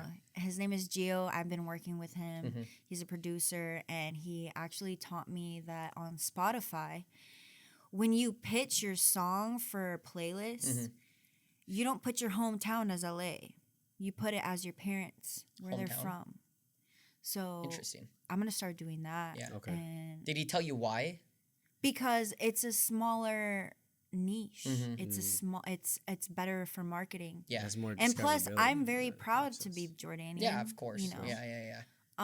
My mom lives in Jordan. I mean, I'm very I still visit Jordan very often. But he gave me, I'm going to try it out and see, but people don't really know that I can speak Arabic. I mean, and I want to put more Arabic in my music. So yeah, I'm kind of going that route. That's dope. Yeah. Yeah, and that's why I wanted to ask, because some people, like, you know, that do have some kind of ethnic background, try to stay away from entering that specific market. No, I know? want to. Yeah, that's dope. that's dope. No, that is dope. So It's scary though, because, because is it because you might blow up there and then you're gonna have a harder No, I time don't- blowing up here? if Because I do that would be amazing. I don't care about Yeah. I think that. she meant more of the culture. Culture. Culture-wise. But, you know, people, like, take Backstreet Boys, for instance. They started, you know, they're originally a group that started here in the States, right?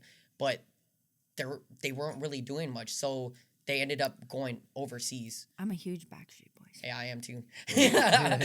I grew up on it. I you chose know? I'm a Backstreet Boys NSYNC. instead of NSYNC. NSYNC. Yeah, I did too. I like NSYNC. No, I like. I mean, I love I like NSYNC, both. but I like I was Backstreet just Boys like too, but- Backstreet. Yeah, Yeah. I like both. As a 5-year-old child, I remember that. Yeah, but you know, like going back to them, like, you know, they started here but went overseas because they had a harder time blowing up here. So what they did was they started, I think, in Europe. They started doing more tours out in Europe. They had a big concert, and then they just started blowing up. And then finally their album landed in the States because of all the hype they were getting in Europe, and now they become like worldwide famous, you know? And it's crazy how that works. Like, you would think when you live in the States, you would have it easier, you know? No, sometimes you pop off because you're from the States. Yeah. And But now it's other like, countries and other, you know, the Yeah. fans there, just, I don't know, they like, the music here is popping, yeah, you know, Yeah. in the States. yeah. So You like, have more resources here, too. That's the thing. it's also probably cool that, you know, they're from America. Yeah. I don't know. Yeah. No, and that's probably, like I said, that's probably also why. But I feel like probably the biggest reason why they blew up there is because Of course, they're just starting out, but they were also doing bigger shows in Europe, you know, like big concerts and stuff like that. And that's how they got well known throughout Europe. And then it slowly progressed to the United States, you know? So, I mean, you never know. Like, if you start moving your, like, not fully, like, moving all your music to the Jordanian market, but if you get a start over there, that might blow up over there. And then slowly you're going to get even more known here in the U.S. So I told myself, I write music because I love it. Mm-hmm. And whoever loves it too, like... Yeah, it can blow up anywhere. I don't care where it blows up. Yeah. If it does, amazing. Yeah, of course. That's a goal. Like, you're not trying to stay in one place, you know, but most artists, like... I love to travel anyway, so... Yeah, I mean... If I get to travel and go on tour... Yeah. In a different continent... Yeah. Amazing. Facts, yeah. I mean, like I said, I'm just saying, like, it is good to start off in one place that has the potential of blowing you up and then moving. Because that shit will... I mean, look at BTS. Like... Yeah. They're big here now, like, but they blew up in Korea first, and now look how many BTS fans there are in America. It's crazy, you know? Yeah. So I know a lot of BTS fans. I'm sure. Are you a BTS fan? Do you like their music? Not personally, like, I don't listen to that, but every time I would put hashtag BTS, like, behind the scenes, they're like, they thought I was like shouting out the band. I'm like, oh no. Yeah. Have you listened to BTS's music? I have. I think I understand the hype. Yeah. I understand. Yeah. They are dope. But like I said, I mean, it's, you know, it's so crazy how they blew up, because when it came to K-pop has been around for years, you know, and then BTS is the one that ended up blowing up in the States. But I feel like it's still like, you know, their team. Like, they made the team, their team made them bigger in Korea, and then they got smart and was trying to find resources here in the States to make them even bigger. You know, so, yeah, I feel like it starts in what happens when you have a record label. That's facts.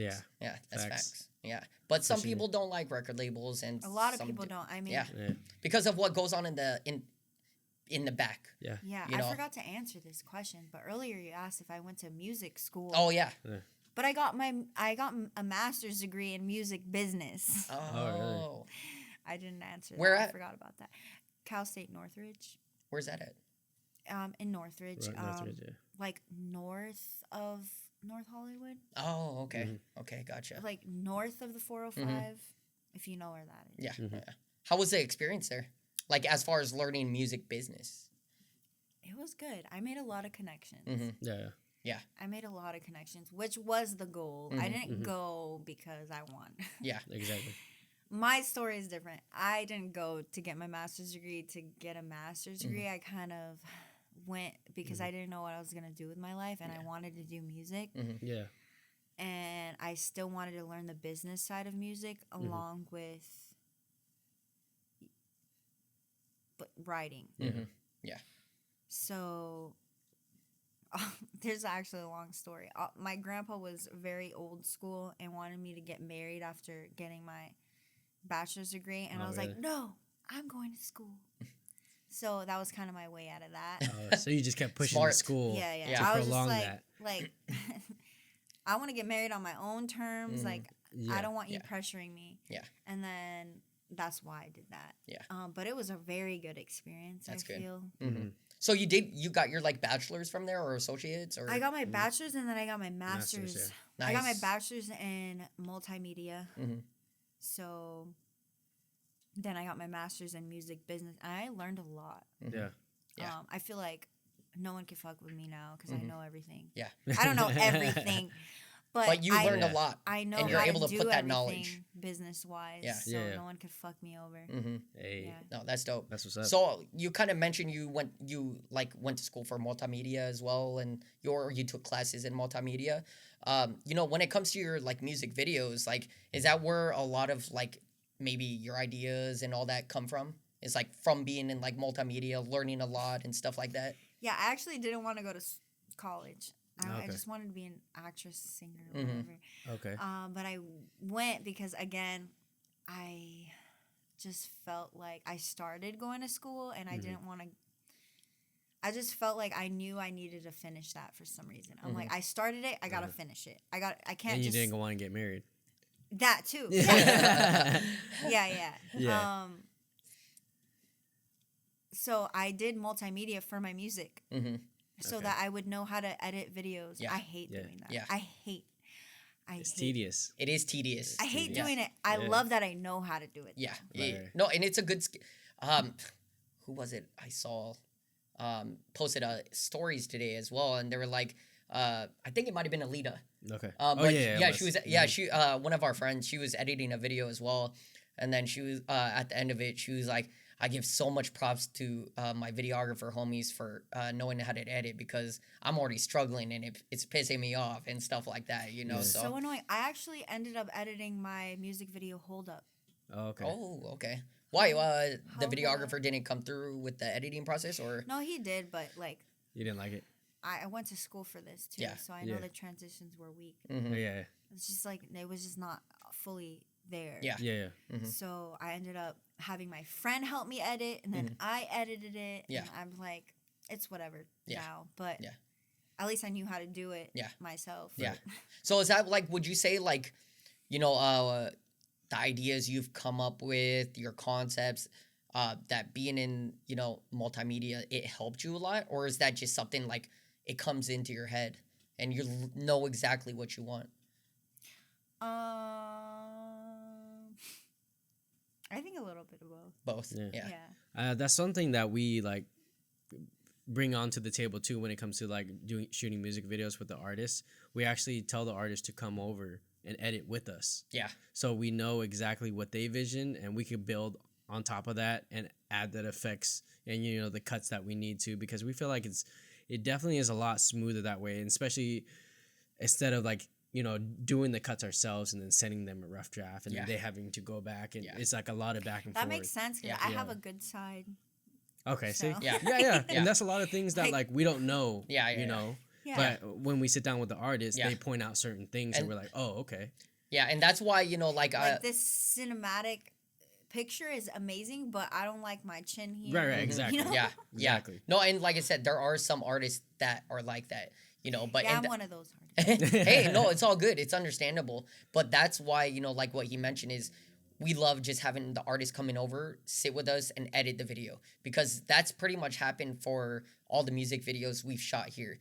I was like, you know, it's probably better if you just come over and edit with us, and then we don't have to keep sending rough cuts and stuff like that and keep going back and forth and them telling me, oh, get at this point, and then I missed the spot, and they're like, no, this point. It's so much easier and so much smoother when the artist, you know, because they do. I've never heard anyone do that. That's dope. Really? Okay. Yeah, I mean, a lot of the bigger artists do it, like Chris Brown. Yeah, Chris Brown does it. Wait, I'm down. That's dope. Yeah. No, it is like because it's like collaborative. It is. Yeah, it is. Right. Yeah, I mean, it should not just be based on us, and I think that's also why, you know, like Chris Brown and all them, they're part of the editing process. Like they've even showed videos of him in like so they work with like Riveting Entertainment, which shoots like some of the biggest music videos, you know, Ariana, all them, right? And they have their own office, and their editing bay, Chris Brown is like literally in there all the time editing with the editor, you know, because he's like, I want this part right there, right there, right there. Makes things. Wait, that's fire. It is. I feel like I'm that type of person too. Yeah, and like I said, it's so much easier that way, and that's why I feel like a lot of the videos we've shot down here have gone a lot more smoother, is because we have the artist over here editing with us. You know, it's not like me cutting up exactly what I think where it should go. It's also what the artist wants. And also, like, you know, like you said, it's collaborative work. You know, a lot of the stuff that we see that's like dope shot wise, cinematography I'll be wise. like, no, I have a double chin there. I'm sorry you missed that. Exactly. But that shot gotta go. Exactly. There's certain little things that that the artists pick at that they don't like. Yeah. So I've literally totally been like through music videos where I had to like list the time structure, like all the time stamp, codes. the timing stamp, and be like, my chin, my outfit, my hair sticking out here, and so exactly. I understand that. Yeah, and that's why it's dope having like Rachel as a fashion designer there, because she could correct those things. Yeah, she helps a lot on set. So like if I've actually had very bad experiences with that. Really? Oh, really? Like I would have my friends come and they're just like so hyped to be there that they don't even pay attention. I'm like, Mm. I told you to come to check if my makeup was okay. If I have my eyelash sticking out. No, she's been on point. Like, you know, because she knows she's there to work as well. You know, so it's like we'll be filming, and then if she sees if you know hair is off point a little bit, she'll fix it, or even if the outfit, because of course you know she looks more at the outfit side of things as well. So if it's like something is wrinkled, she'll come over and fix it and stuff like that. So that's definitely super helpful, and that's the one thing I feel like. If you don't have somebody that, you know, because when we're filming, we're looking at the camera. Yeah. We don't pay too much. Oh, I know. You know, so it's like having a third eye on the whole overall set and how the subject, you know, or the star is, you know, positioned, or, you know, if something's a little off, makeup, hair, like we have somebody to correct it. Facts. Like, that saves a lot of time, like post-production, you know? Yeah. And I feel like the way we go about things is like, people really don't know how professional we are and how prepared we are on the actual day and how much time it saves of all the preparation. Yeah, because we've been told that. So there, you know, one of our boys, like it was our first video shoot together, and you know, he didn't know how it was gonna go the first day, but and then he texted me. He was like, "Bro, like that shit was so professional. Like, you know, I've never gone through anything like that." And because you know, I kind of got on him on a couple things, you know, and I mean, I wasn't mad. But, you know, there's things that just didn't go right the day of the shoot. And I had to be straight up with him. And, you know, he understood me, you know, because after that day, he was like, man, you guys are professional at what you do. I was like, that's why I told you, People bro. pay Like, for that. Huh? People pay for the professionalism. That's, And, you know, that's. And people overpay for people who aren't professional. That's facts. You know? Yeah. That's true. Yeah, we definitely want to give the people, you know, we want to make the artists, you know, feel like it's 100%. 100% on their end. 100% on our end, and as long as we're both giving that 100%, that outcome, that's gonna be over 100. Yeah, you know. And I felt I learned a lot from film school when it comes to that kind of stuff. You know, you definitely learn a lot of the business side and being professional in film school when it comes to you know short films, music. It doesn't matter. Like anything that you're like doing video shoots wise, you learn a lot of the business side and how to be a professional on set and you know stuff like that. And like I said, the thing is, it comes down to all the pre-production work, you know, like that's how everything becomes professional. That's how everything goes smooth with a shoot. You know, some people don't know how to do pre-production or like the best way to go about pre-production. So things just don't go as smooth as it should be. But I think everybody who we shot with, you know, we definitely have that good, like, I don't know. Like they always want to come back and work with us again because of how like prepared we were, how smooth things went. You know, once they actually work with us, they're like, "Oh shit, we need to do another one," type of thing. But yeah, going back to like your music videos and how you said you had to edit one of those. Would you say that was like your least favorite music video because you had to do a lot of work, or what would you say is your like least favorite music video that you ever shot?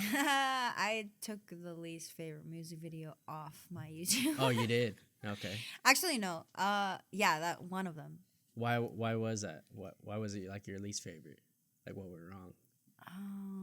I just feel like it. I wouldn't say the one that I edited was my worst because I was still starting out. Okay. Like some people still love that music video. I think the quality of it could have been way better. Okay. But the editing is fine. Okay. I think it's more of like the videographer that could have done better, but the editing is fine. I took off a music video. I forgot why. I didn't like my hair. Okay. You didn't like your hair. Oh, it was because I have curly, like frizzy hair. Is it natural? I was at the beach. Is it natural curly hair? Yeah, this is it. This is it. Yeah. Hey. Yeah. Well, now we know. Can't be having frizzy curly hair. Gotta have you gotta. I was at the beach. I should have known. Oh yeah, the beach with the wind. Yeah. The sun, the texture of my hair. Yeah. I've had bad experiences. Also, my ex was in the video. Oh, okay. Yeah, we can't have that. I was like, you thought you're going to be on that. I've had bad experiences when it comes to photo shoots, shooting in windy areas, and it's the worst.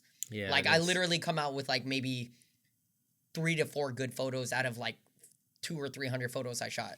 That's why I really try to stay away from any place that's windy, because it's terrible when the final outcome. Yeah, the beach with my hair, it ain't my friend. Yeah. So. Yeah. What about the flip side of like, what would you say is your favorite music video? My favorite music? And why? I would say Right Now. Right Now? It is fire. Yeah. I like that one. Why was that your favorite? I mean, there's still things I could have that's fixed, like the lighting. Okay. There's always... I'm a creative. That's good. You know, it's good. Like, it's good because that's technically like you're a cinematographer. But I planned the place. Okay. I planned like what I wanted to do, like kind of the idea. Yeah. But also I wanted more of a storyline and there wasn't one. Yeah. But that's still my favorite one because like that's the most I've ever spent on a music video, to be honest. Which was still really affordable compared to like the big names. Yeah. But that one's my favorite because it was my first professional shoot. Everyone knew what I had a whole team. I had everything went so smoothly. Yeah. Those are the best kind of shoots, like I said, and that's coming from us too. You know that we do. I did not stress for a minute. Yeah. Everything that's was. Yeah, and that's how I'm it always should be. stressing every music video. I'm always stressing because nothing goes right. Yeah. I mean, of course, there's like some level of stress, but for music videos, the star, the artist should be stress free because what they're focusing on is performing. That we need that performance 100%. And then let us, the production team, do everything else because that is the key for the star. That's why they're there. And like you mentioned, you worked with a team. And that's why I said it's so much easier when you work with a team. Because that's coming from us, like I said. Like, we even find it easier when we have more people with us trying to achieve the same goal. We're trying to make a movie for an artist, you know, and the fact that we have so much help, everything just goes so much smoother.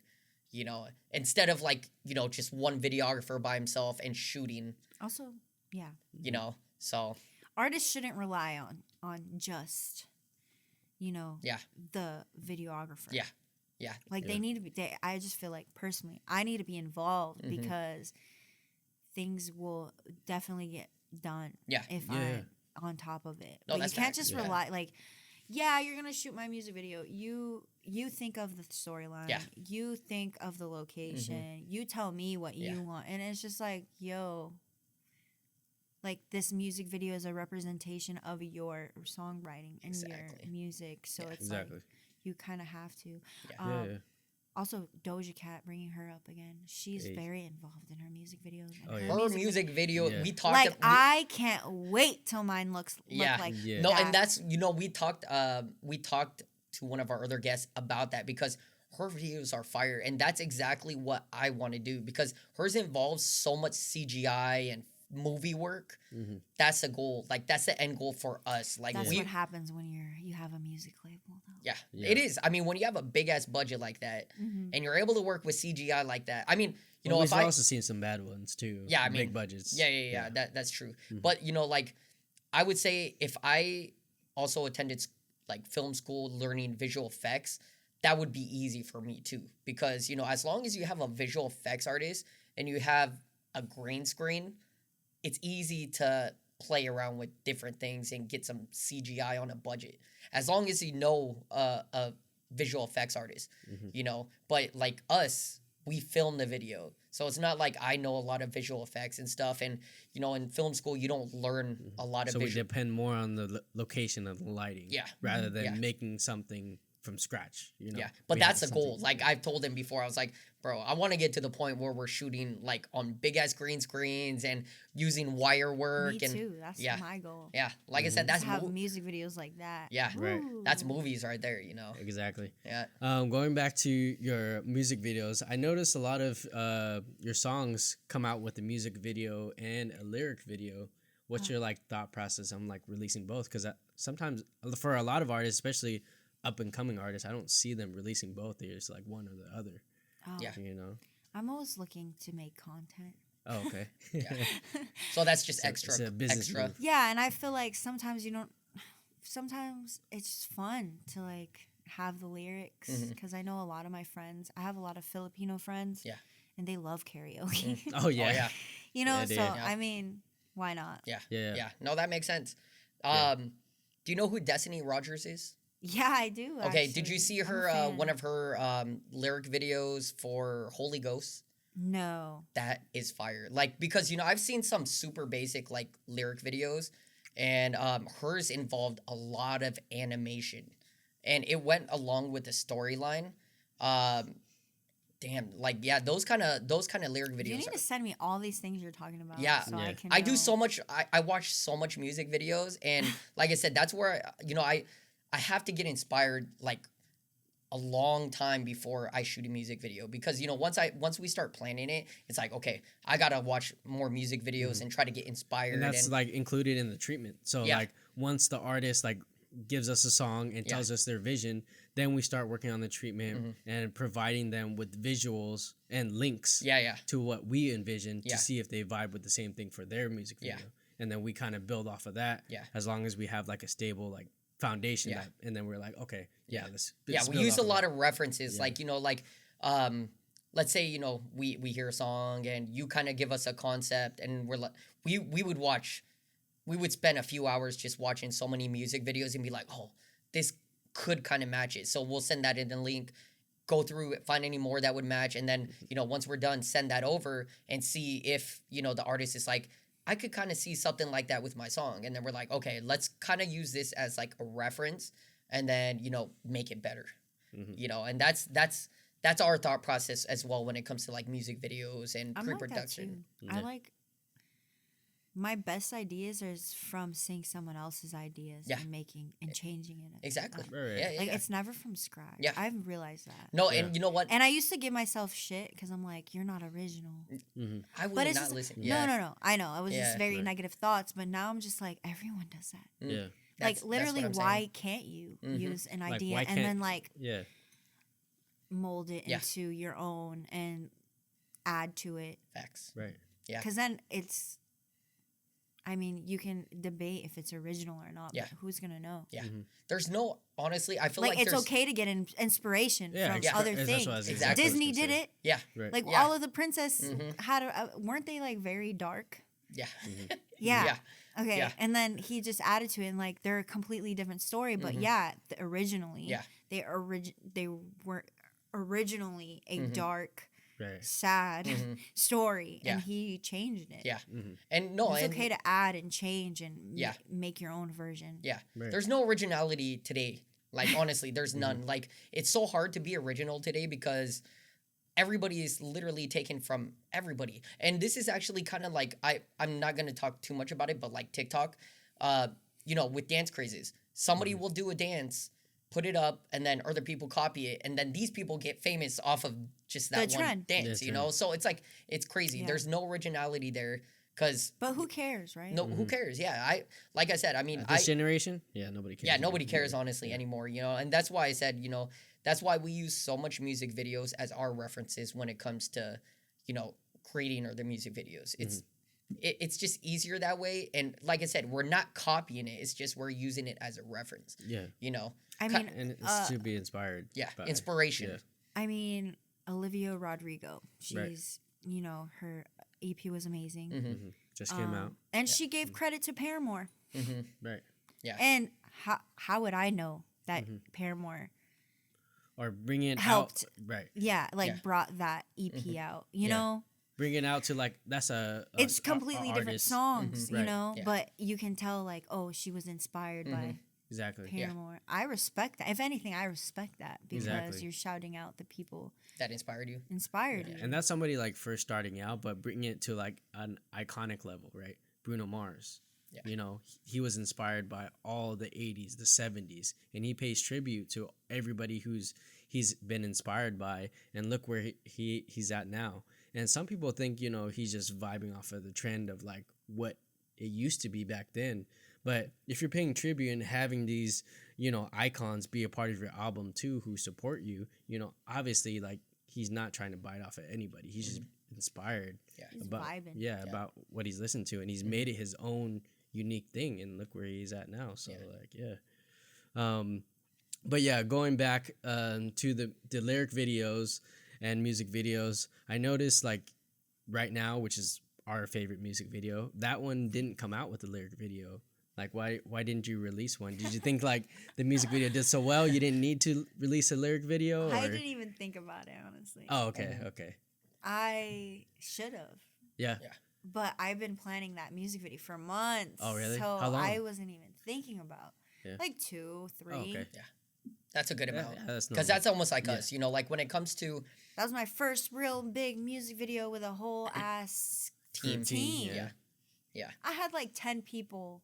That's a lot. Doing all That this. is a lot. That's a Like lot. 10 people. Yeah. I didn't even know what I was signing up for. Mhm. Oh, really?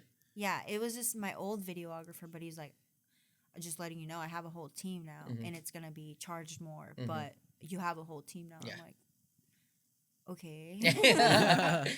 And you know, I honestly I feel like that's how most professional people are gonna end up being, because like I said, like when you're working by yourself, it's definitely harder. But when you have a team along with you, like doing, you know, like in a film crew, there's so many different roles that there needs to be played.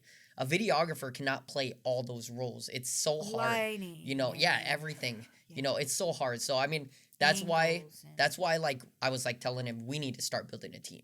You know, and like I said, we've started doing it already. I'm still nowhere at where I want to be with our team yet, but we're getting there. You'll get there. You know, we're getting there, and you know, It took him like yeah, a couple years. yeah, exactly. You know, and especially you know, we're still trying to network ourselves down here.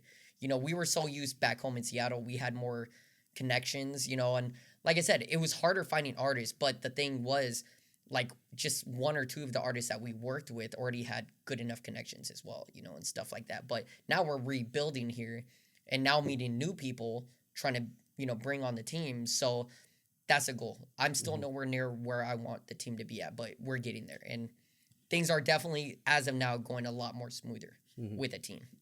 I noticed your music videos, like you were mentioning how, you know, you kind of worked with that videographer and then he brought you onto like a bigger team. Do you work with like different videographers like pretty often?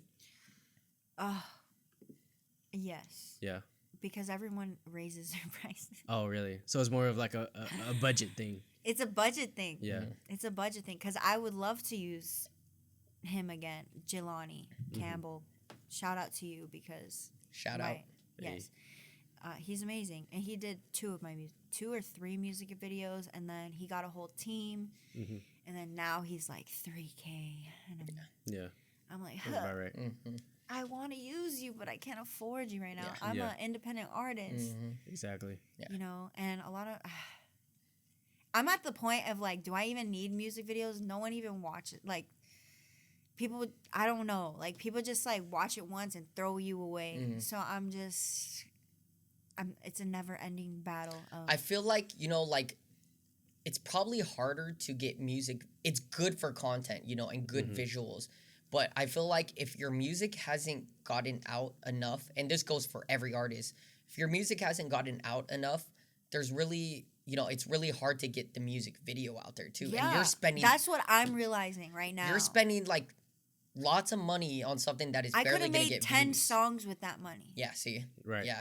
And that, like I said, that So goes do I for want any more artist. songs or do I want a sick-ass music video? Exactly. Right. Or should I just put songs out and then eventually I'm going to get someone's attention and then the music videos are going to pay for itself. Exactly. And I feel like that's probably the best route to go. Yeah. You know, especially I'm not... for upcoming artists. Yeah, you know, like any upcoming artist, like it's good. I'd say if you have a good YouTube following already, like create that content, like, but you got to have thousands of followers because, you know, how the YouTube algorithm works. If a video goes viral or it's getting tons of likes and views, it's going to keep going. But if you have a smaller YouTube account and it's not really getting any views, it's not going to go anywhere. You know, that goes for anybody. And I feel like if you put most of your time into the music or a song, get that song out there, promote it a lot, see what people are going to say about it. If people are like, damn, I would love to see a visual, then you're like, okay, now is the time. I can spend money, make a dope visual on it and stuff like that, instead of wasting your time or your money trying to create a visual and not getting enough views. Yeah. You know? Yeah. Speaking about numbers, like I noticed like that music video right now, was like your most viewed music Yeah, video. it Almost was. hit like 20K views. Like, what do you think like contributed to that like success for the music video or like the song in general? Facebook ads. Oh yeah. Yeah. Okay. It helps. I actually got a lot of fans because of that music Okay. video. It helps. Yeah. On Facebook. On Facebook. Yeah. But then on YouTube, how did that like correlate? Because I had the YouTube Okay. on Facebook. Okay. So you Like linked the it. YouTube- yeah. Yeah. I Okay. Yeah. see. Yeah. And that shit works. I would know because It worked. Yeah. But it's a lot of like just I did the whole like let's do the sexy route, and like so I have like a lot of DMs in my Facebook of just like hey hi, Of course. and I'm like is that on a Facebook like fan page or yeah, it's on okay. my Feraz. Okay. But I don't know. I got a lot of, but it's pricey to It you know is. Yeah, it it is. to do Facebook ads. It is. Yeah. But you know, it also depends on like who your target market is because we were running so we shot this stupid video like you know when we were just like for especially for film school because I needed to create like you know short films and stuff like that, you know. So you know we shot a video, we thought it was funny, you know, for film school still. And I put it on Facebook ads, and that shit ended up getting like 100, 200,000 views. But I invested probably like 60. Wait, that's pretty good. But it's crazy because the amount of people that liked the page was a lot. So it was getting views, but it was also changing into followers. You know, so people would like they actually liked the stupid video, but and then also liked my page. Yeah. And I think even just from that, so I spent $60 or $100 or something like that. Ran it for like a couple weeks, 100,000 views, and then it connected to like I think 10,000 followers on my Facebook page. I deleted that shit a while ago because I don't use it anymore. But yeah, it's crazy. Why?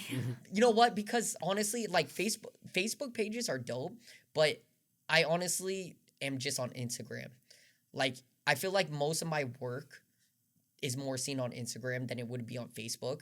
So my Facebook page is kind of just sitting there, not doing anything. And I was like, you know what? I'm just gonna delete this shit. You know. But going back to Facebook ads, it works.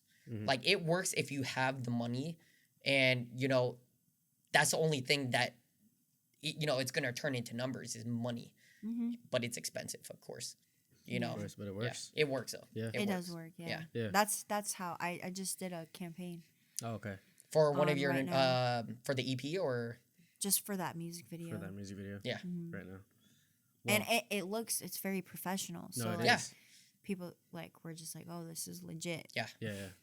And your performance on there was dope. Yeah. Thank you. Yeah, it was Yeah. good. It was. Thank Even and that's hard to kill out with nobody else. You know, it was just you vibing to the song, and you know, not having anyone else. That's hard. Yeah.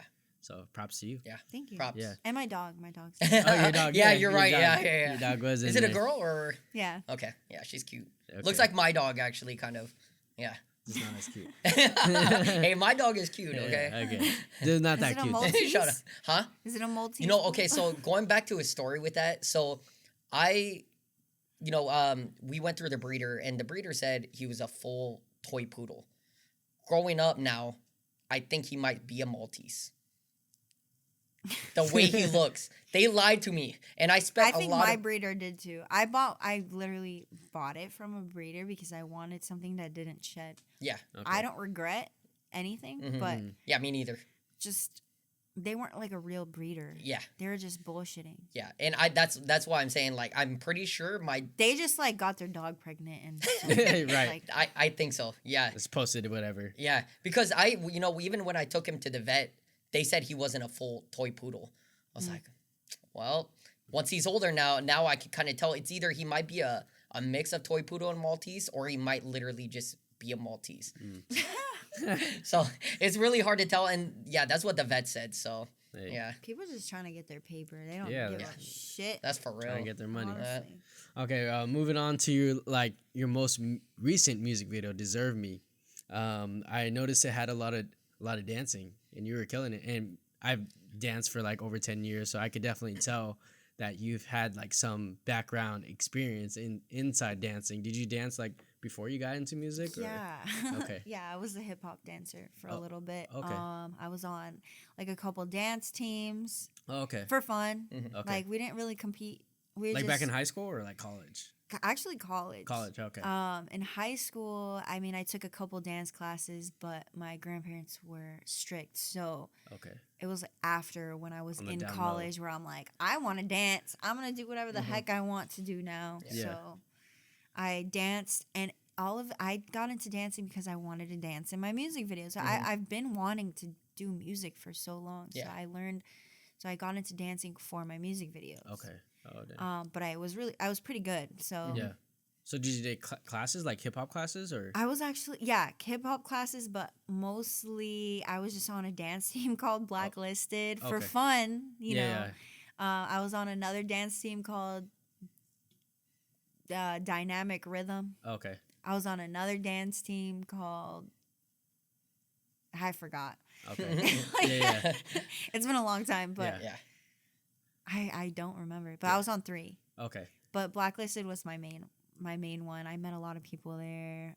It was very good for my growth and my confidence. Yeah. Right. You know. Yeah, dancing does a lot for the body and the soul. Yeah. Yeah. Yeah, I've been a part of like a lot of different dance, not really teams, but I would say dance crews, because we were definitely like venturing out to like the America Spitz dance crew, like type of vibe, like stunts and choreography. And I stuff wish like I that. did that. That would be so fun. Yeah, we were performing, and it Wait, was which fun. one did you do? What were they called? I was a part of a lot. I was part of this crew, as corny freshman year, Two Crew for You. Another corny name, Four Styles. I was part of Empire Legacy. Yeah, we did a lot of like battles, and I used to be part of the big Northwest dancing, doing battles and judging and performing and all that jazz. But yeah, so I could definitely tell like what dancing can do for a person, and just watching that video alone, I was like, yeah, she has some background. I'm glad you could see that. Yeah, I was like, she did more than just learn this for the video. Yeah. Yeah. And speaking about the video, like how long did it take to learn that like choreo? Did you had to Not sit that down? long. Oh, really? Okay. My friend Avery, shout out to Avery. Shout out. She choreographed it because Okay. she choreographed it, and then she came to my house like 3 times. Oh, really? That was it. Okay. Damn. Yeah. But I practiced Yeah. when she was not there, you know, Yeah, that's Yeah, good. that's because the I need key. to make sure that Yeah. I look good. Yeah. Right. But it took me like a week. Oh, Yeah. okay. That's dope. That's what's up. Yeah.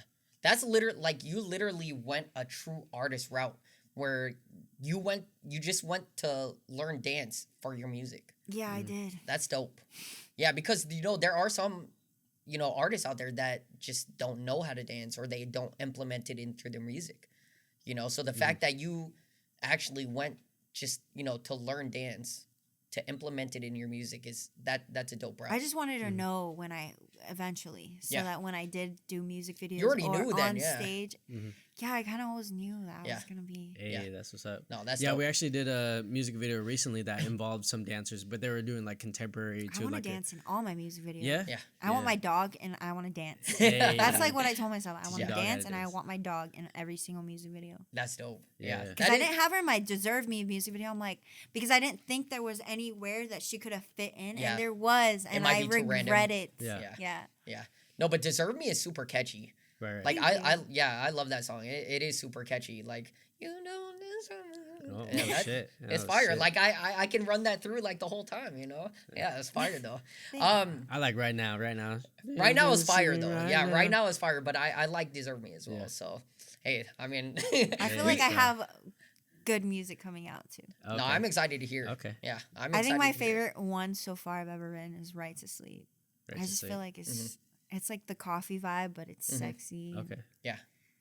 And those are coming out. I feel like it's singable. Yeah, February. I didn't pick a date for February, but I also have another song in January 21st, With You. It's called With You. That's going to be dropping. Nice. Definitely going to have a lyric video Yeah. for Okay. that. Yeah, Hey. fire. Still debating on the music. Actually, I'll hit you guys up, see if you guys Let's wanna go. do that. Let's go. You heard Music that video first, in the guys. making.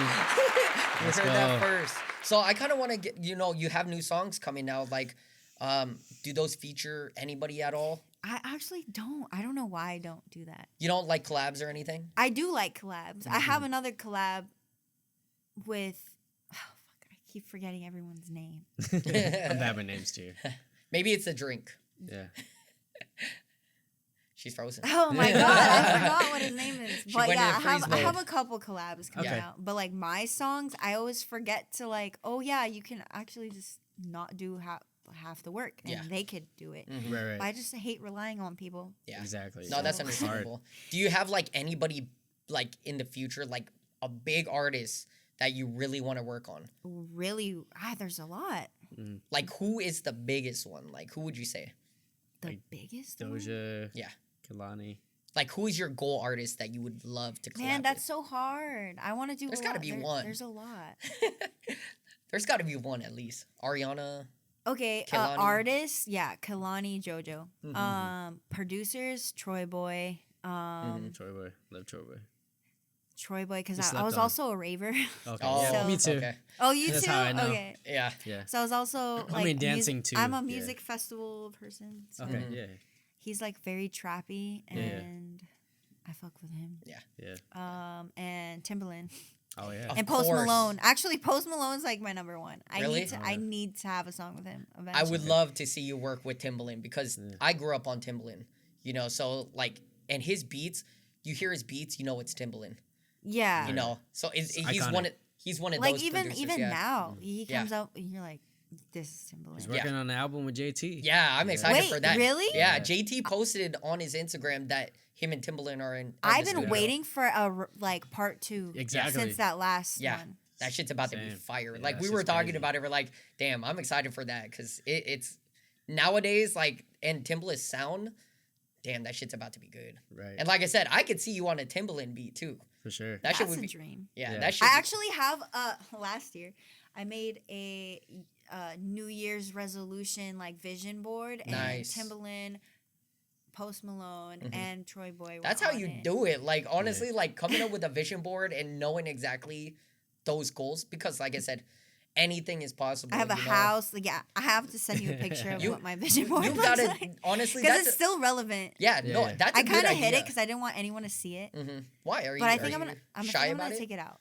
Are you shy No, about I just it? need to see it every day. Yeah. Yeah, you do. You do. Yeah. It's a And- reminder. Because I Yeah, forgot it's a about reminder. it. Yeah, Until it- recently. Honestly, just having it there and seeing it every day is gonna push you harder towards your goals and dreams. Yeah. And you know that's what I've always told myself too. And you know, if you put your mind to it, anything is possible. Like, you know, don't think any less. Like if you want it, you gotta go out and get it. Facts. Facts. So you performed at the Hotel Cafe, Los Globos, and the Viper Room. How was the experience there? Like, you know, which of those venues were your favorite to perform at? I'm gonna tell you guys a secret. I Okay. hate performing. Oh, you do. I mean, you kind of mentioned it a little bit because you said you have like stage fright and you're scared to mess up. But I mean, they were good performances, but like, I just don't want to perform until I have a bigger following. And everyone trips out. They're like, "You don't like that aspect? That's like my favorite part." And I'm like, That's a lot of artists' favorite. yeah, Yeah. I think "Yeah, it's gonna be my favorite part when I have a whole team and it's Right. not just me and a guitarist Right. Yeah. or a sound Yeah. track." Yeah, yeah. I hate performing with a soundtrack. Like I want like a whole team, everything planned out. I want like thousands of people there. Yeah. I don't want it to just be like 5-6 people. Like it's not it for me. Yeah. Yeah. But that's the truth, and everyone just kind of trips out. They're like, Yeah. "You're not." Like they all have Yeah. something to say Yeah. about me not liking to perform, but I'm like, but The Weeknd didn't perform till he had thousands of Right, right. fans. Like, Yeah. why going- can't I do that? Going Yeah. back to Bryson Tiller, I know I'm gonna love it didn't once like it's either. prepared and I have a team and we practice and Yeah. I have dancers and I have a band and you know, like I Yeah. just don't like it Right. when it's when you're new, like you have to pay for people. That's true. That's I don't- facts. I don't know why am I gonna pay? And then you get like I don't know. It's just not that productive for me. Right. No, it's good seeing a different perspective on that because, of course, you know, like a lot of the people we've talked to, they love performing. It gives them an adrenaline rush and stuff like that. But, you know, your side of things and seeing your perspective, I understand it. You know, it's definitely different, but totally understandable. I'm a creative. Yeah, I like yeah. creating. Yeah, but I do understand, like, you don't think it's worth it to perform unless unless you have a big track or you're well known or have a bigger following. That's totally understandable. Who's gonna come to my show?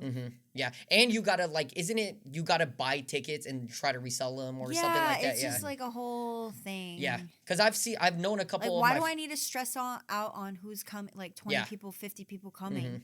Yeah, I don't want to stress. I want to just perform. Yeah, and not worry about selling if I sold enough tickets. Yeah, and it's you pay to play, and that's not how it should be. Exactly. I don't want to deal with that. That takes away a lot of energy from the actual making music. So. Yeah. That's why I don't like performing right now. Yeah. That's understandable. But I know I'm gonna like it once I'm prepared, once I have a team, once I know that the mic's gonna work and I'm not performing at a shitty bar. Yeah. Yeah. No, that's understandable. That's my perspective. Yeah. So going back on performing, how did it feel coming out of COVID and performing? Did it feel were you nerve wracked? Because you say I did streaming. Oh, you did streaming? Wait, did you perform at these venues after COVID or? No, it was before. It was before. Oh, okay, gotcha. Did you perform at all after COVID or? I think after COVID, my anxiety got worse. So oh, really? Okay. I did a few streaming shows. Yeah. Oh, okay. I saw one where it was on another YouTube channel where there's a guy playing a guitar. Was that after COVID? Or that was during COVID. That was during COVID? Okay. That was fun, actually. Okay. How was that then? Because there was no audience. Oh, I mean, yeah. But, so was it live streamed or was it just filmed? It was filmed. Okay. That was for Backyard Boogie, which my friend is the CEO or gotcha. owner of that. Yeah. Okay. That was fun because I knew everyone there, so it wasn't very so you felt super comfortable. And it was filmed, and then I like having an actual guitarist and not a backtrack. So that was fun. Yeah, that is dope. So I want to get into a little bit on your EP. It just recently dropped. What was your thought process on choosing which songs should go on the EP? Or did you just create songs for the EP? I created songs for the EP. You did? Okay. Yeah. What was your thought process there's some songs that didn't land on the EP, but I might release them later. How many did you write for that? 7. 7 songs? And there's 4, right? 4 or There's 5. 5. Yeah, 5 on there. Okay. But it started with Bitch Boy. Yeah. That's a catchy song too. Yeah. Is that the one you were talking about earlier that I rap? Yeah. That was the one. Yeah. So what was your thought process though on creating the EP itself, and writing songs for it? What was the process on that? Did you want to have The process was I wrote Bitch Boy first, and then I showed some friends when I was on a trip to Utah for this national park. I forgot. No, what am I Yosemite? talking about? No, that's the wrong direction. I forgot which national park is Zion. Oh, Zion. Utah? I think. Okay, yeah. I went to Utah with my friends, and I showed them Bitch Boy, and they're like, damn, who hurt you? And I was like, I should write a whole EP about and call it Who Hurt You. So I ended up writing. Writing just everything that you went through.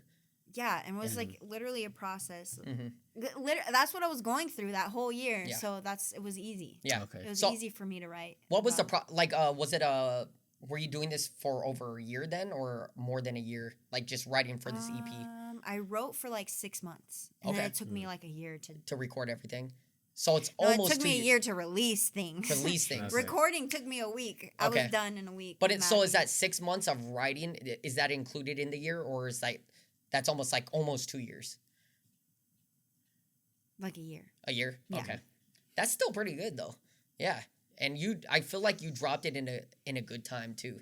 We interrupt this episode with a word from our sponsor. Are you a gamer and looking to amp up your gaming setup? Then we've got an amazing gaming brand for you. Tilted Nation strives to get their customers involved with their development process of new products in order to establish a personal connection and not to mention truly optimized products for the gaming community.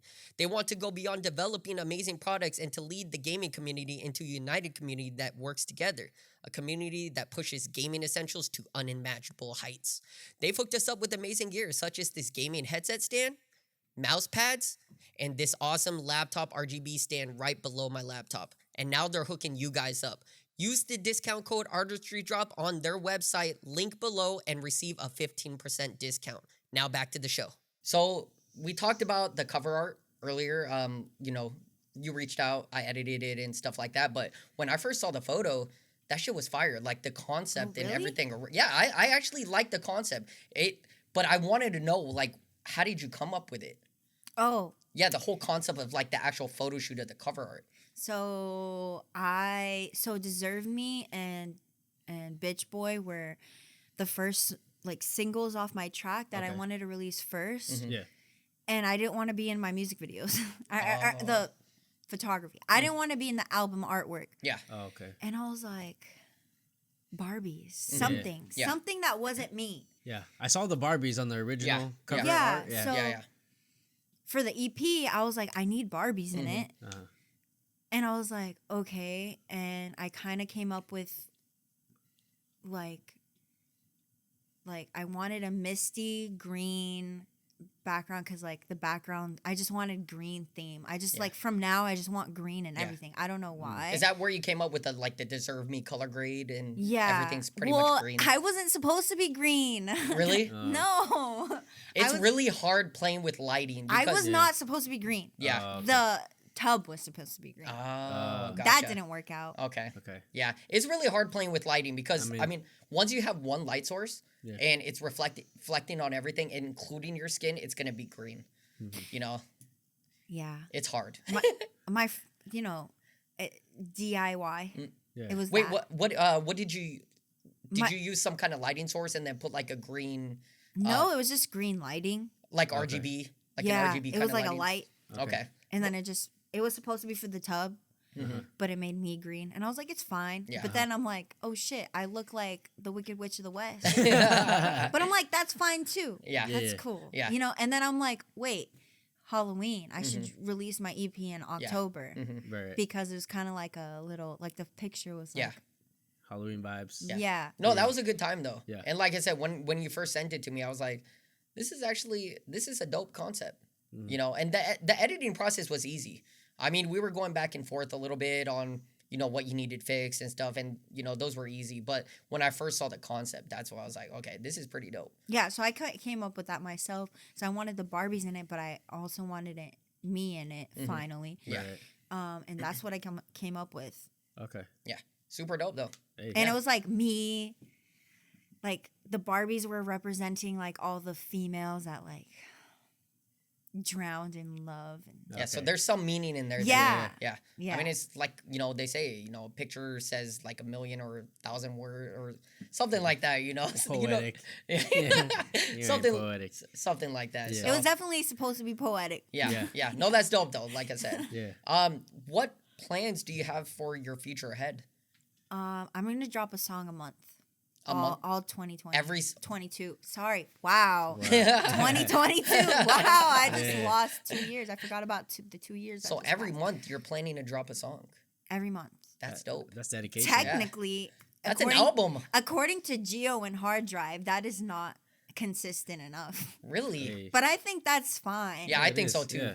Yeah. Because they recommend like a month or like a week. Yeah. A week to 2 weeks, and Every I'm like, week? that's too like That's a garbage. Yeah. That's like a song, and then they're gonna Recycled. toss Yeah. it. Yeah. At least a song, like at least I can appreciate it for a month, promote it for a month, 2 months, and then drop another song and promote both of them, and then drop a song and then promote 3 of them, and then drop a song and then promote all of them. I notice a lot of artists that we bring onto the show that they say that like focusing on an album is not really the thing to do right now. Nope. It's more of like singles. Yeah. And maybe An an EP, yeah. But mostly just singles. Just so to get yourself out there and to gain that fan base. Yeah. And, you know, And that makes potentially go sense. viral. New artists just need to focus on content Yeah. and consistency. But honestly, like I So, said, because you're not consistent if you're trying to work on an album, yeah. Right. you're not consistent for the whole year. Exactly. Because you're working on an album for a year, Underground, yeah. Yeah. maybe a year and a half. Yeah. Yeah. But like singles, you can focus on a single a month, drop, drop, Yeah.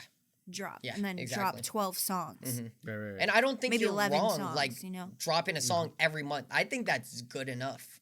I think that's great. Yeah, that's what I'm gonna do. Yeah. Take it or leave it, it or not. No, I think that's great. I think that's. I just don't want them to like throw away my song every week. You know, like forget about it. Yeah, exactly. Because I know artists. Yeah. I know artists that do that, and it's like no one cares. Yeah. Right. Yeah.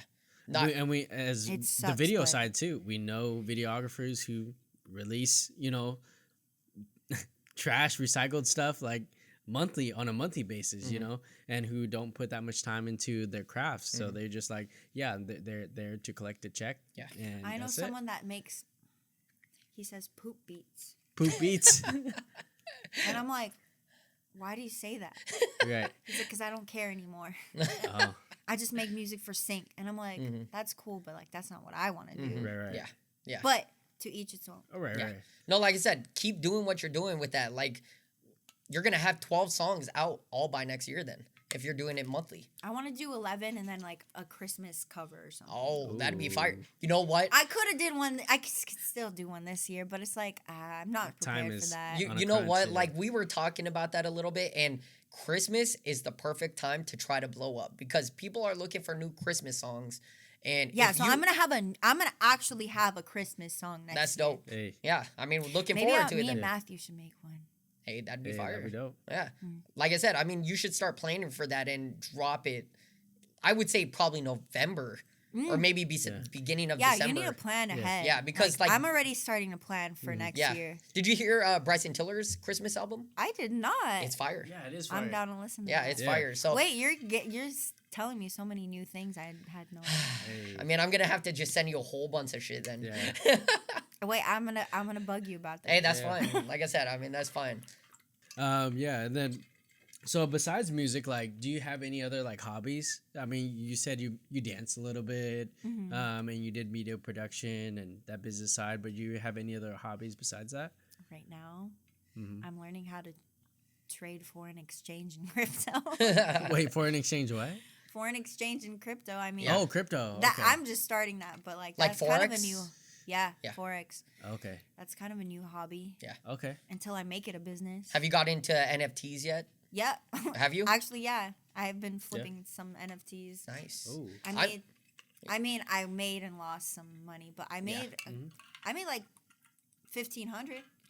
That's good, actually. That's a come up. Yeah. But I also lost 1,500. Yeah.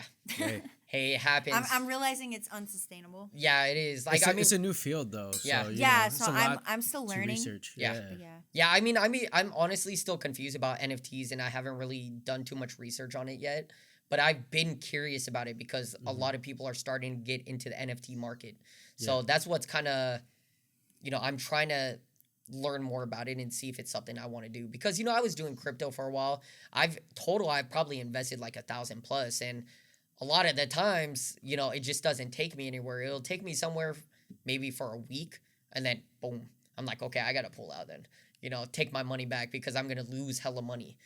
So that was something Don't, anyone watching this, don't pull out your money right now. Don't? No. Why? Because it's going to go back up. Yeah? Yeah. Possibly.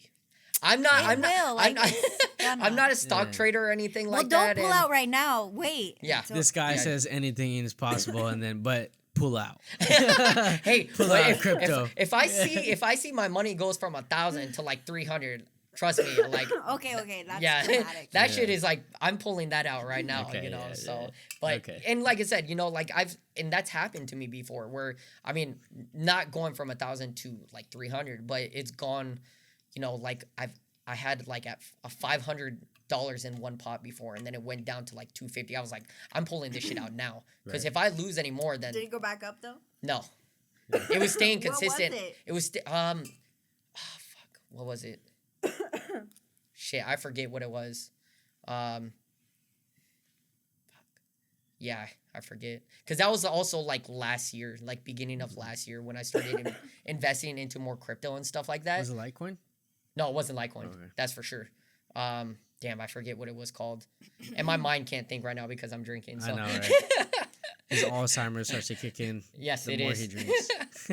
All right, so we're about to end the podcast and the show today. With our show, The Artistry Drop, we like to inspire the next generation of upcoming artists. so you're a musician, you're a singer. What would you say to, musicians and singers coming up, like to help them, with their come up as a singer?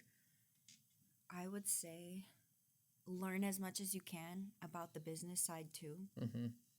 And try to network with, if you haven't met people that like can execute your vision, keep trying to meet people. Yeah. Because that's what I had to do. Yeah. And you can look for people on Fiverr. Mm-hmm. I literally met Matthew on Fiverr. Yeah. And I hit him up on Instagram. Mm-hmm. So my advice is don't give up because you don't know the right people. Yeah. Keep looking for the right people. Mm-hmm. And keep experimenting. That's good. And and just don't give up. Because that's how you fail. You give up. Yeah. But if you do it for 5+ years, you're going to figure it out. Mm-hmm. Yeah. And people just want like overnight, like to be amazing and to blow up on TikTok. Yeah. Right. Most of the time that doesn't work. Mm-hmm. So keep in mind that you do have to put in work, Yeah. Facts. Right. Yeah. And just don't give up. Mm-hmm. I would say that. That's dope. And this is advice to myself because I right. wanted to give up so many times because I wasn't an overnight success. Yeah. Still, Mm-hmm. to this day, Yeah. 6+ years. Mm-hmm. And So pushing that over to the next generation, that that definitely will help people, that are trying to become singers as well, and keep pushing them. So appreciate you letting everybody else know of that out there. You mentioned Fiverr. That's interesting, actually. I love Fiverr. We love Fiverr because the majority of I mean, we got our logo design from Fiverr.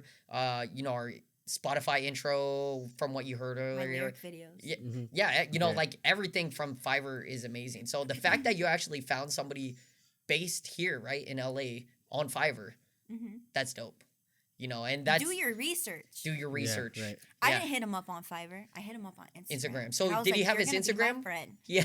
Literally. He had his Instagram on his Fiverr, or you just ended up finding him? No, he's put his name on Fiverr, and I looked up his name on Yeah. Instagram. Yeah.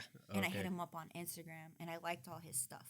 Oh, okay. That's how you do it. That's how you do That's it. how you make those connections. Yep. Well, I was gonna quit before I met him. Oh, really? Yeah, and this You kept is- pushing yourself. Yeah, Yeah. No. And that's why I said what you said earlier just a little bit ago is inspiring. Yeah. So I think it's gonna inspire. You were saying that like it's reflecting on yourself and your older self, but like honestly, there's a lot of people out there who are still at that place of your older self. So I think it's gonna reach those people, and a lot of people need to hear it, and I feel like some people are kind of lost, like you were before. So I feel like it's gonna reach. It's gonna reach a lot of people that you I don't hope even so. know. yeah. So appreciate you saying that. Any shout outs or anything you want to say to our viewers today? Happy New Year, Hey, and just don't try to compete with anyone. Just try to be the best you, because that's what I've learned, yeah. and it's helped me a lot. That's dope. Where can our viewers find you? On Instagram, my name is Feraz Music. My website is ferazmusic.com. I'm Feraz on all platforms. Feraz. And we will link you guys anyways. We're going to link all her social medias and all that in the description below. So definitely check her out. But guys, we are going to end today's show. Today was an amazing episode. Thank you again, Feraz, for coming on. Yes, thank you. Thank you, guys. This was definitely super fun. If you guys are not subscribed to our YouTube channel, it's The Artistry Drop. If you guys are not following us on Instagram, it's The Artistry Drop. We are also on all major streaming platforms, Spotify, Amazon, Google, all those places. So definitely look us up. And we will see you guys on the next episode. On the next episode. Peace.